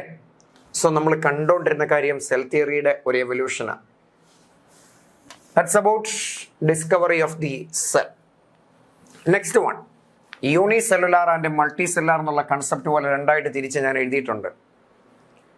യൂണിസെല്ലുലാർ മീൻസ് ഒരു ഓർഗാനിസത്തിൻ്റെ ബോഡിയിലെ സെല്ലിൻ്റെ എണ്ണം ഒന്നാണ്. മൾട്ടി സെല്ലുലാറിൽ ഒന്നിലേറെ സെല്ലുകൾ ബോഡിയിലുണ്ട്. അതെപ്പോഴാണ്? മൈക്രോസ്കോപ്പിക്കലി സെൽ ഒബ്സർവ് ചെയ്യാൻ കാണിച്ചപ്പോൾ അല്ലെങ്കിൽ പറ്റിയപ്പോഴല്ലേ ആ ബോഡി ഓർഗനൈസേഷൻ്റെ കോംപ്ലക്സിറ്റി മനസ്സിലായത്. സോ യൂണിസെല്ലുലാർ എന്ന് പറഞ്ഞാൽ അതിൻ്റെ അർത്ഥം എന്താ? Body consist of a single cell. ഒരൊറ്റ സെല്ല് മാത്രമേ ബോഡിക്കുള്ളെങ്കിൽ that organisms are called unicellular. Cellular എന്ന് വെച്ചാൽ സെല്ലുണ്ട്, യൂണി എന്ന് വെച്ചാൽ ബാക്കിൻ്റെ അർത്ഥം വൺ എന്ന. അങ്ങനെയാണെങ്കിൽ മൾട്ടി സെല്ല് മെനിയാണ്. So body consist of more than one cells. So ബോഡിയിൽ ഒത്തിരിയേറെ സെല്ലുകൾ ഉണ്ടെങ്കിൽ ആ ഓർഗാനിസത്തിന് വിളിക്കുന്ന പേരാണ് മൾട്ടി സെല്ലുലാർ. അങ്ങനെ ഒത്തിരിയേറെ സെല്ലുണ്ടെങ്കിൽ ഓരോരുത്തരും ഓരോ രീതിയിൽ മോഡിഫൈ ചെയ്ത് വരുമ്പോൾ ഓരോരോ ഫംഗ്ഷൻ നിർവഹിക്കുകയല്ലേ ചെയ്യണേ. സോ അങ്ങനെയാണെങ്കിൽ ഇവിടെ ഡിവിഷൻ ഓഫ് ലേബർ സെല്ലിൽ കാണാൻ പറ്റും. Division of labour. But in unicellular organism there is no division of labour. അങ്ങനെ ഒരു സംഭവം ഇല്ല. The whole functions are carried out by a single സെല്ലേ ഉള്ളൂ. അതുകൊണ്ടാണ് അങ്ങനെ പറഞ്ഞിരിക്കണേ. എന്ന് പറഞ്ഞാൽ അതിൻ്റെ ഉദ്ദേശം എന്താണെന്ന് മനസ്സിലായോ? മൾട്ടി സെല്ലാർ നമ്മുടെ ബോഡി മൊത്തം സെല്ല, പക്ഷെ ഒരു സെല്ലാണോ എല്ലാ കാര്യങ്ങളും ചെയ്യുന്നത്? അല്ല. കയ്യിലുള്ള സെല്ലുകൾ കുറേ ഫംഗ്ഷൻ നിർവഹിക്കും, കണ്ണിലും ചെവിയിലും മൂക്കിലും ഒക്കെയുള്ള സെല്ലുകൾ വേറെ ഫംഗ്ഷൻ നിർവഹിക്കും. പ്ലാന്റിൻ്റെ ബോഡി സൈലത്തിലിരിക്കുന്ന സെല്ലുകളുടെ ഫംഗ്ഷൻ അല്ല ഫ്ലോയത്തിലിരിക്കുന്ന സെല്ലുകൾക്ക്. ഇത് രണ്ടും അല്ല റൂട്ടിലും സ്റ്റെമ്മിലും ലീഫിലും ഒക്കെ ഇരിക്കുന്നവരുടെ ഡിഫറൻറ്റാണ്. അപ്പോൾ ബേസിക്കലായിട്ട് ഫംഗ്ഷൻ നിർവഹിക്കുന്ന സെല്ലാണ്. എന്നാൽ സെല്ലിൻ്റെ പല കമ്പോണൻറ്റുകളാണ് പല ഫംഗ്ഷൻ നിർവഹിക്കുന്നത്, അല്ലെങ്കിൽ ബോഡിയിലെ പല സെല്ലുകളാണ് ഫംഗ്ഷൻ നിർവഹിക്കുന്നത്. അപ്പോൾ ഓരോരുത്തർക്കും ഓരോ ഫംഗ്ഷൻ അസൈൻ ചെയ്ത് കൊടുത്തിരിക്കുക. മൈറ്റോകോൺട്രിയയ്ക്ക് എനർജി ഉണ്ടാക്കണം, റൈബോസോമിന് പ്രോട്ടീൻ ഉണ്ടാക്കണം, ദെൻ ലിപ്പിഡും പ്രോട്ടീൻ ഉണ്ടാക്കേണ്ടത് എൻഡോപ്ലാസ്മിക് റെട്ടിക്കുലമാണ്, സ്റ്റോർ ചെയ്ത് വെക്കേണ്ടത് വായ്ക്കുകളാണ്, ഫുഡ് ഉണ്ടാക്കേണ്ടത് ക്ലോറോപ്ലാസ്റ്റ് ആണ്. അങ്ങനെ ഡിവിഷൻ ഓഫ് ലേബർ, അവരുടെ ഫംഗ്ഷൻ ഇങ്ങനെ ഡിവൈഡ് ചെയ്ത് കൊടുത്തിരിക്കുക. പക്ഷെ ഇവിടെ അങ്ങനെ ഇല്ല. കാരണം ബോഡിയിൽ ആകെ ഒരൊറ്റ സെല്ലേ ഉള്ളൂ. All the functions are carried out by a single cell. എക്സാമ്പിളുകൾ ഞാൻ രണ്ട് സൈഡിൽ കാണിക്കുന്ന ഫോട്ടോഗ്രാഫ് എക്സാമ്പിളാണ്. First example is amoeba. ഒരൊറ്റ യൂണിസെല്ലുലാർ ആയിട്ടുള്ള ഓർഗാനിസമാണ്. നിങ്ങൾ കണ്ടോ? ബോഡി ഇങ്ങനെ പ്രത്യേകിച്ച് ഷേപ്പ് ഒന്നും ഇല്ലാതെ മൂവ് ചെയ്യുന്ന ഒരു പർട്ടിക്കുലർ ടൈപ്പ് ഓഫ് ഓർഗാനിസമാണ് amoeba. Second example is slipper ഷേപ്പിൽ, ചെരുപ്പിൻ്റെ ഒക്കെ ഷേപ്പിൽ കാണപ്പെടുന്ന ഒരു ഓർഗാനിസം. It is paramecium. PARAMOECIUM. Paramecium എന്നാണ് പറയുന്നത്. സ്ലിപ്പർ ഷേപ്പ്ഡ് ആണ്. അതിൻ്റെ ബോഡിയിൽ സീലിയ പോലെ ചെറിയ കവർ ഔട്ട്ഗ്രോത്തുകളുണ്ട്. ബോഡിയുടെ പുറത്തുനിന്ന് അകത്തോട്ടേക്ക് ഓപ്പൺ ആകുന്ന ഒരു ക്യാവിറ്റി ഒക്കെ ഉണ്ട്. അതിനകത്തൂടെ ആ ഫുഡിൻ്റെ ക്യാപ്ചറിങ് ഒക്കെ നടക്കുക. ഇനി വേറൊരു യൂണിസെല്ലാർ ഓർഗാനിസം താഴെ കാണിച്ചിരിക്കുന്ന ക്ലാമൈഡോമോണാസ് ഇസ് ആൻ ആൽഗെ. യൂണിസെല്ലുലാർ ആയിട്ടുള്ള ഫോട്ടോസിന്തറ്റൈസ് ചെയ്യുന്ന ഒരു യൂക്യാറ്റിയോറിക് ഓർഗാനിസമാണ് ക്ലാമിഡോമോണസ്. ക്ലാമിഡോമോണസിനെ പറ്റി ടെക്സ്റ്റ് പറയുന്നുണ്ട്, പക്ഷെ പടമില്ലെന്നേ ഉള്ളൂ. ഞാനൊന്ന് കാണിച്ചതാണ്. ക്ലാമിഡോമോണസ് കണ്ടാൽ തേങ്ങയൊക്കെ പോലെ ഇരിക്കും. മുകളിൽ 2 കൊമ്പുണ്ട്, ഫ്ലജല്ല. ഉള്ളിലൊരു ക്ലോറോപ്ലാസ്റ്റ് ഉണ്ട്, കപ്പ് ഷേപ്പ് പോലെ ഇങ്ങനെ ഇരിക്കും. ദെൻ ന്യൂക്ലിയസും ബാക്കി കാര്യങ്ങളൊക്കെ ഉണ്ട്. ഓക്കെ, ഇനി വേറൊരു എക്സാമ്പിളിലേക്ക് വന്നാൽ ബാക്ടീരിയ യൂണിസെല്ലുലാർ ആണ്. അനദർ എക്സാമ്പിൾ ഈസ് ഫോട്ടോസിന്തസൈസ് ചെയ്യാൻ കപ്പാസിറ്റി ഉള്ള ഒരാൾ യൂഗ്ലീന. അയാൾ യൂണിസെല്ലുലാർ ആണ്. സോ ഇവരുടെ എല്ലാം ഒരൊറ്റ ബോഡിയിൽ ഒരൊറ്റ സെല്ലേ ഉള്ളൂ. ആ ഒരു സെല്ല് എല്ലാ കാര്യങ്ങളും ചെയ്യും. ഡിവിഷൻ ഓഫ് ലേബർ കാണാനില്ല, കാരണം ഒറ്റ സെല്ലെല്ലാം ചെയ്യണം. അങ്ങനെ ബോഡിയിൽ ഒരു സെല്ലും മാത്രമേ കാണപ്പെടുന്നുള്ളെങ്കിൽ that type of organism is എന്താ? Unicellular organism. എന്നാൽ ബോഡിയിൽ ഒത്തിരിയേറെ സെല്ലുകളുണ്ട്. ആ സെല്ലെല്ലാം കൂടെ ഓർഗനൈസ് ചെയ്തിട്ട് ടിഷ്യൂവോ ഓർഗനോ ഓർഗൻ സിസ്റ്റോ ഒക്കെ ആയിട്ട് മാറും. ഓരോരുത്തർക്കും ഫംഗ്ഷൻ സ്പെസിഫൈഡാ. സോ എക്സാമ്പിളായിട്ട് നമുക്ക് പറയാൻ പറ്റും. ആരാ എക്സാമ്പിൾ? പ്ലാന്റ്സ് ജനറലായിട്ട് എക്സാമ്പിളാ. എല്ലാ പ്ലാന്റും മൾട്ടി സെല്ലാറാ. ആനിമൽസ് മൾട്ടി സെല്ലാർ ആയിട്ടുള്ള ഓർഗാനിസമാ. ഫംഗസ്, ഈസ്റ്റ് എന്ന് പറയുന്ന ഒരു ഫംഗസ് ഉണ്ടല്ലോ, എക്സെപ്റ്റ് ഈസ്റ്റ് ഒഴികെ ബാക്കി എല്ലാവരും മൾട്ടി സെല്ലാറാ. നമ്മൾ കഴിക്കുന്ന മഷ്റൂം ഇല്ലേ, കൂണ്, അത് മൾട്ടി സെല്ലാർ ആയിട്ടുള്ള ഫംഗസ് ആണ്. ബ്രെഡ് പൂക്കുന്ന കണ്ടിട്ടില്ലേ? ബ്രെഡിൽ ഫംഗൽ അറ്റാക്ക് ഉണ്ടാകൂലേ? റൈസോപ്പസ് എന്ന് പറയുന്ന ഫംഗസിന്റെ പ്രസൻസ് ആ കാരണം. അപ്പൊ ചുരുക്കത്തിൽ 2 തരത്തിൽ ആ ബോഡിയിലുള്ളതെന്ന് കണ്ടു, യൂണിസെല്ലുലാറും മൾട്ടി സെല്ലാറെന്നുമാണ്. ബോഡി ഒറ്റ സെല്ലേ ഉണ്ടെങ്കിൽ യൂണിസെല്ലാറ, ഒത്തിരിയേറെ സെല്ലുകൾ ബോഡിയിലുണ്ടെങ്കിൽ ഡിവിഷൻ ഓഫ് ലേബറും ഒക്കെ കാണുന്നുണ്ടെങ്കിൽ that is multicellular organism. ഇത് അതിൻ്റെ ഒരു ഡൈവേഴ്സിറ്റി കാണിച്ചു. യൂണിസെല്ലാറിൻ്റെ എക്സാമ്പിളും കണ്ടു കഴിഞ്ഞു. ഇനി യൂണിസെല്ലാർ ഓർഗാനിസിൻ്റെ ബോഡിയിൽ ഒരു സെല്ലല്ലേ ഉള്ളൂ, പക്ഷെ മൾട്ടി സെല്ലാർ ഓർഗാനിസിൻ്റെ ബോഡിയിലോ കുറേ സെല്ലുകൾ ചേരുമ്പോൾ ഒരു ടിഷ്യൂ ആയി മാറും. നമ്മുടെ ബോഡി ഇപ്പോൾ കൺസിഡർ ചെയ്താൽ നിങ്ങൾ ആലോചിച്ച് നോക്കിയാൽ ബോഡിയിൽ കോടിക്കണക്കിന് സെല്ല, പക്ഷെ എല്ലാം കൂടി ചുമ്മാ ഇങ്ങനെ ഒരു ബോൾ പോലെ ഇരിക്കുകയാണ്, ഒരു ഫുട്ബോൾ പോലെ ഇരിക്കുകയാണ് ഞാൻ. അല്ലല്ലോ, ഓരോ സ്ഥലത്തും സ്പെസിഫിക്കലായിട്ടുള്ള രീതിയിലുണ്ടായി ഓരോരോ സ്പെസിഫിക് ഫങ്ഷൻ നിർവഹിച്ചു കൊണ്ടിരിക്കുക. അപ്പോൾ അവരുടെ പെക്യൂലിയാരിറ്റി, അവരുടെ ക്യാരക്ടർ, ഞാൻ നേരത്തെ പറഞ്ഞ പോലെ ബിൽഡിംഗ് എല്ലാം പല ടൈപ്പാണ്, പല ഷേപ്പാണ്, പക്ഷെ ബിൽഡിംഗ് ബ്ലോക്ക് സെയിം ആണ്, സിമെൻറ്റിൻ്റെ കട്ടയാണ്. ഇതേപോലെ കമ്പോണൻറ്റിൻ്റെ ആ ഒരു കോമ്പസിഷനും കാര്യങ്ങളൊക്കെ ഒരുപോലെ ഇരുന്നാലും അപ്പിയർ ചെയ്യുമ്പോൾ ഓരോരോ ഷേപ്പിലേക്ക് എത്തുകയും ചെയ്യും. സോ അങ്ങനെയാണെങ്കിൽ നമ്മൾ സെല്ലിനെ ഒന്ന് കണ്ടിട്ട് ആ സെല്ലിൻ്റെ സ്ട്രക്ചറിനെ പറ്റി ഇനി പഠിക്കാൻ പോവുക. Observing the structure of a cell. എന്താണ് ഒരു സെല്ലിൻ്റെ സ്ട്രക്ചർ ഒന്ന് കണ്ടാലോ? ഓക്കെ, അപ്പോൾ ഒരു സെല്ലിനെ നമുക്ക് കാണണം. സെല്ല് കാണണമെങ്കിൽ എന്ത് വേണം? സെല്ലെടുത്തിട്ട് മൈക്രോസ്കോപ്പിൽ കൊണ്ട് വെക്കണം.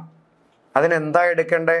ടെക്സിൽ ആക്ടിവിറ്റി പോലെ പറയുന്നുണ്ട്. മൈക്രോസ്കോപ്പ് നിങ്ങൾ കണ്ട് മനസ്സിലാക്കി അതിൻ്റെ ഉപയോഗം നടത്താനൊക്കെ പറയുന്നുണ്ട്. അതുപോലെ ചെയ്യേണ്ട ചില കാര്യങ്ങളെക്കുറിച്ചും പറയുന്നുണ്ട്. ലീഫിൻ്റെ പീലിങ് അല്ലെങ്കിൽ ഒനിയൻ ബൾബിൻ്റെ പീലിംഗ് എടുക്കാൻ പറയുന്നുണ്ട്. ഞാൻ മുമ്പേ പറഞ്ഞു, സവാള എടുക്കുക, അതിൻ്റെ ഒരു ലെയർ എടുക്കുക, എന്നിട്ട് ഏറ്റവും ഇന്നറിലുള്ള വൈറ്റ് കളർ പോലെ അല്ലെ കളർലെസ്, വൈറ്റ് കളർ അല്ല കളർലെസ് ആയിട്ടുള്ള പോർഷൻ ഒരു ചെറിയ ഫോഴ്സെപ്സ് കൊണ്ട് ഇങ്ങനെ പൊളിച്ചെടുക്കുക, അതുകൊണ്ട് സ്ലൈഡിൽ വെക്കുക, മൈക്രോസ്കോപ്പിൽ കൂടെ നോക്കുക. അല്ലെങ്കിലോ റിയോ ഡിസ്കളർ എന്ന് പറയുന്ന ഒരു ലീഫുണ്ട്, വയലറ്റ് കളറിലുള്ള ഒരു ലീഫാണ്, പൊക്കം കുറഞ്ഞ ചെറിയൊരു ഫ്ലവർ ബഡൊക്കെ ഉണ്ടാകുന്ന ലീഫാണ്. സോ അതിൻ്റെ ലീഫ് എടുക്കുക, അതിൻ്റെ പീലിംഗ് എടുക്കുക, അല്ലെ ചെമ്പരത്തിയുടെ ലീഫ് എടുത്ത് നോക്കിയിട്ട് പീലിംഗ് എടുക്കുക. ഇതല്ലെങ്കിൽ ചീക്ക് സെൽ എടുക്കുന്ന ഒരു കാര്യം പറയുന്നുണ്ട്. എന്ന് വെച്ചാൽ നമ്മുടെ കവിളിലുള്ള സെല്ലെടുക്കുന്ന കാര്യമാണ് പറയണേ. വായുടെ ഉള്ളിൽ ചെറിയ ഐസ്ക്രീമിൻ്റെ സ്പൂണില്ലേ, അത് വെച്ചിട്ട് ഇങ്ങനെ വായുടെ ഉൾവശം ഇവിടെ അകത്തിൻ്റെ ആ പോർഷനില്ലേ, ആ ഉൾവശം ഇങ്ങനെ ചുരണ്ടി എടുക്കണം. എന്നിട്ട് ഇതൊരു സ്ലൈഡിൽ വെച്ചിട്ട് നോക്കിയാൽ ഇവിടെയുള്ള മൈക്രോബിനെ നമുക്ക് കാണാൻ പറ്റും, അല്ലെ അവിടെയുള്ള സെല്ലിൻ്റെ ആ ഒബ്സർവേഷൻ നമുക്ക് കാണാൻ പറ്റും. സോ ഹ്യൂമൻ ചീക്ക് സെൽ എടുക്കുക, അതല്ലെങ്കിൽ ലീഫിൻ്റെ പീലിംഗ് എടുക്കുക, ഇങ്ങനെയൊക്കെയാണ് പറഞ്ഞിരിക്കുന്നത്. കോമൺ ആയിട്ട് ഏറ്റവും പെട്ടെന്ന് നമുക്ക് എളുപ്പത്തിൽ കാണാൻ പറ്റുന്ന ഒരു ഒനിയൻ്റെ സെൽ എടുക്കുന്ന കാര്യങ്ങളാണ് പറഞ്ഞിരിക്കുന്നത്. Observing the structure of a cell, experimental material onion ബൾബാണ്, അതിൻ്റെ ഒനിയൻ്റെ പീലിംഗ് ആണ്. അപ്പം നമുക്ക് എന്തു വേണം? സവാള വേണം, അല്ലെ ചെറിയ ഉള്ളി വേണം, എടുക്കാനുള്ള ഫോഴ്സെപ്സ് വേണം, കളർ കൊടുക്കാൻ സ്റ്റെയിൻ, സാഫ്രാനിൻ പോലെ സ്റ്റെയിൻ വേണം, ചെറിയ ഡിഷ് വേണം, അതുപോലെ തന്നെ സ്ലൈഡ് വേണം, മൈക്രോസ്കോപ്പ് വേണം. ഇതിൻ്റെയൊക്കെ പ്രസൻസിൽ നമ്മൾ എന്ത് ചെയ്യും? ഒനിയൻ എടുക്കുക, ഒരു ലെയർ മാത്രം എടുക്കുക, ഫോഴ്സെപ്സ് കൊണ്ട് ഇന്നർ സെഗ്മെന്റ് എടുക്കുക. ഇന്നർ സെഗ്മെന്റ് എടുത്തിട്ട് എന്ത് ചെയ്യണം? ഒരു വാച്ച് ഗ്ലാസ്സിലേക്ക് അതിനെ ഇടുക, സ്റ്റെയിൻ ആഡ് ചെയ്യുക, ഡിസ്റ്റിൽ വാട്ടറിൽ മുക്കിയ സ്റ്റെയിൻ എല്ലാം നല്ലതുപോലെ കളർ പിടിക്കും, എന്നാൽ ഓവറായിട്ടുള്ള എല്ലാം കളയുക.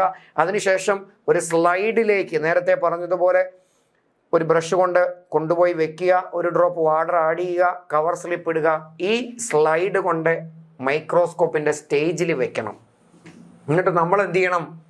സ്റ്റേജിൽ വെച്ചിട്ട് ഏത് ലെൻസ് ആണോ വേണ്ടത് ആ പവറിനനുസരിച്ച് ലെൻസ് റൊട്ടേറ്റ് ചെയ്തിട്ട് അതിൻ്റെ നേരെ കൊണ്ട് വെക്കണം. ദെൻ ലൈറ്റിൻ്റെ ആ ഒരു ഇലമിനേഷൻ ഈ മിററിലേക്ക് അടുപ്പിച്ചിട്ട് റിഫ്ലക്റ്റ് ചെയ്യിക്കണം. എന്നിട്ട് നമ്മൾ ഐ പീസ് വഴി കാണുമ്പോൾ സെല്ലിനെ നമുക്ക് ഒബ്സർവ് ചെയ്യാൻ പറ്റും. സോ ഒനിയൻ്റെ പീലിംഗ് കണ്ടാൽ ഇത് സെല്ലിനെ ഇങ്ങനെയാണ് കാണാൻ പറ്റണേ. ഞാൻ ആ ഫിഗർ ഒന്ന് എൻലാർജ് ചെയ്ത് കാണിക്കാം, നിങ്ങൾ ശ്രദ്ധിച്ചു നോക്കിയേ. കണ്ടോ? ഒനിയൻ്റെ സെല്ല് ഇങ്ങനെയാണ് ഒബ്സർവ് ചെയ്തേ. കുറേ സെല്ലുകൾ, കമ്പാർട്ട്മെൻറ്റുകൾ പോലെ സെല്ല് കണ്ടിട്ട് ഒരു ചെറിയ ഡാർക്ക് സ്പോട്ട് പോലെ കാണുന്നത് ന്യൂക്ലിയസാണ്. അപ്പോൾ അതോടെ എന്തൊക്കെ ഉണ്ടെന്നാണ് പറഞ്ഞിരിക്കുന്നത് ഒന്ന് ശ്രദ്ധിച്ചു നോക്കിയേ. ഒനിയൻ്റെ സെല്ല് എടുത്തപ്പോൾ അതിനകത്ത് സെൽ വോൾ ഉണ്ട്, ന്യൂക്ലിയസ് ഒരു ഡാർക്ക് സ്പോട്ട് പോലെയാണ് കണ്ടെത്തിയെന്ന് പറഞ്ഞു. ഉള്ളിലെ ഫ്ലൂയിഡിൻ്റെ പേര് സൈറ്റോപ്ലാസം എന്നാ, പിന്നെ വായിക്കുള്ളതായിട്ട് ഞാൻ പറഞ്ഞു. ഐഡിയ കിട്ടിയല്ലോ? ഓക്കെ. അപ്പോൾ അങ്ങനെ സെല്ല് നമ്മൾ ഒബ്സർവ് ചെയ്തപ്പോൾ സെല്ലിൻ്റെ ഒരു ഐഡിയയെക്കുറിച്ച് മനസ്സിലായി, സെല്ലിൻ്റെ സ്ട്രക്ചർ കിട്ടി. എന്താ സെല്ലിലുള്ള? സെല്ലിന് ഔട്ടറിൽ there is a covering, plasma membrane പോലൊരു കവറിങ് ഉണ്ട്. പ്ലാന്റ് ആണെങ്കിൽ അതിന് ചുറ്റിനും ഒരു കവറിങ് കൂടെ, സെൽ വോൾ ഉണ്ട്. ആനിമൽ ആണെങ്കിൽ അതില്ല. ഇപ്പോൾ ഒരു പ്ലാന്റ് സെല്ല വരയ്ക്കുന്നതെങ്കിൽ സെൽ മെമ്പറൈനും ഉണ്ട്, ചുറ്റിനും ഒരു കവറിങ്ങും ഉണ്ട്. ഇതിൻ്റെ ഉള്ളിൽ ഡാർക്ക് സ്പോട്ട് പോലൊരു കൺട്രോളിങ് യൂണിറ്റ് ഉണ്ട്. ആരാണത്? ന്യൂക്ലിയസ്. ഇത് കൂടാതെ കുറേ സെൽ ഓർഗനൽ സെല്ലിൻ്റെ ഉള്ളിലുണ്ട്. അത് കിടക്കുന്ന പോർഷൻ്റെ പേരെന്താ? ഫ്ലൂയിഡ് ആയിട്ടുള്ള ഈ പോർഷൻ്റെ പേരാണ് സൈറ്റോപ്ലാസം. ഇതാണ് ഒരു സെല്ലിൻ്റെ കണ്ടീഷൻസിലുള്ളത്. നമ്മൾ അറിയുക, എല്ലാ സെല്ലുകളും ഏകദേശം ഇങ്ങനെയാണ്. എല്ലാ പ്ലാന്റിൻ്റെ ബോഡി എടുത്താലും സെല്ല് ഇങ്ങനെയാണ്. എല്ലാ ആനിമൽ ബോഡി എടുത്താലും സെല്ല് ഒരു ടൈപ്പാണ്. ബാക്ടീരിയ എടുത്താലും ഫംഗസ് എടുത്താലും അവരവരുടെ ബോഡിയിലുള്ള എല്ലാം സെയിമാണ്.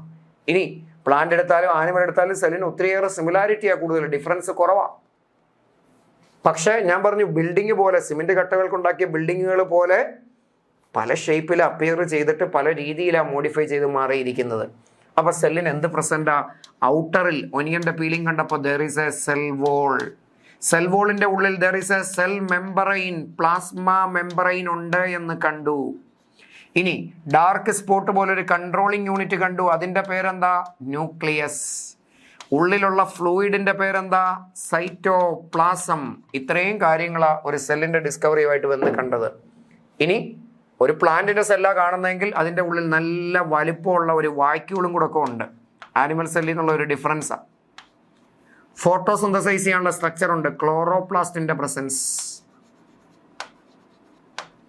ദെൻ റെസ്പിറേഷൻ നടത്തുന്ന മൈറ്റോകോൺട്രിയുടെ പ്രസൻസും ഒക്കെ ഉണ്ടാവും. അപ്പോൾ ജനറലി ഒരു സെല്ല് ഇതാണ് എല്ലാ ലിവിങ് ഓർഗാനിസത്തിൻ്റെയും ബോഡിയിലുള്ള സെല്ലെന്ന് പറയുന്നത്. ഈ സെല്ലുകൾ പിന്നെ കൂട്ടിച്ചേർക്കും, ആരായിട്ട് മാറും? സെല്ല് ചേർത്ത് ടിഷ്യൂ ആകും, ടിഷ്യൂ ചേർന്ന് ആരാകും, ഓർഗൻ ആകും, ഓർഗൻ സിസ്റ്റമായി ഓർഗാനിസത്തിന്റെ ലെവലിലേക്ക് എത്തുന്ന ഒരു ഓർഗനൈസേഷനിലാണ് എല്ലാവരുടെയും ഇന്റേണൽ ബോഡിയിലുള്ളത്. ആനിമൽസ് എല്ലാം എടുത്താൽ അങ്ങനെയാണ്. പ്ലാന്റ് എടുത്താൽ അതിൽ വേരിയേഷൻ ഉണ്ട്, ഫംഗസ് എടുത്താൽ മൾട്ടി സെല്ലാർ ആണെങ്കിലും വേരിയേഷൻ ഉണ്ട്, ബാക്ടീരിയയും അമീബയും പരമേസിയവും യൂഗ്ലീനെയൊക്കെ പോലുള്ളവരെടുത്താൽ ബോഡിക്കാകെ ഒരൊറ്റ സെല്ലേ ഉള്ളൂ. അപ്പോൾ ആ കോംപ്ലക്സിറ്റിയിൽ ഡിഫറൻസ് ഉണ്ട്. സോ ബോഡിയിൽ കണ്ട ആ ഒരു ഓർഗനൈസേഷൻ ഇല്ലേ, അതിങ്ങനെയാണ്. നമ്മുടെ ബോഡിയിലെ ഓർഗനൈസേഷൻ ഒന്നാണ് കാണിച്ചിരിക്കണേ. ബേസിക് ഒരു കുട്ടിയുടെ ബോഡി കാണിച്ചതേ ഉള്ളൂ. ബോഡിയിലുള്ള ബേസിക്കലായിട്ടുള്ള യൂണിറ്റിന്റെ പേര് സെൽ. ദാ ആ സെല്ലായി കാണിച്ചിരിക്കണേ. ആരാ? ഒരു സ്മൂത്ത് മസിൽ സെല്ലാണ് ഈ കാണിച്ചിരിക്കുന്നത്. ഇലോങ്ങേറ്റഡ് ആയിട്ടുള്ള ഷേപ്പാണ് അതിനുള്ളത്. സെല്ലിനകത്ത് ഇഷ്ടം പോലെ കമ്പോണന്റ് ഉണ്ട്. ഏതെങ്കിലും ഒരു പർട്ടിക്കുലർ ഷേപ്പിൽ കാണിച്ചു. കൺട്രോളിങ് യൂണിറ്റ് ന്യൂക്ലിയസ് ഉണ്ട്. അതുകൂടാതെ സെല്ലിന്റെ ഫ്ലൂയിഡ് ഉണ്ട്, ക്ലോറോപ്ലാസ്റ്റും മൈറ്റോകോൺട്രിയൊക്കെ പല പല കെമിക്കൽ സബ്സ്റ്റൻസ് ബയോ മോളിക്യൂളുകൾ ചേർത്ത് വെച്ചിട്ടാണ് ഉണ്ടാക്കിയിരിക്കുന്നത്.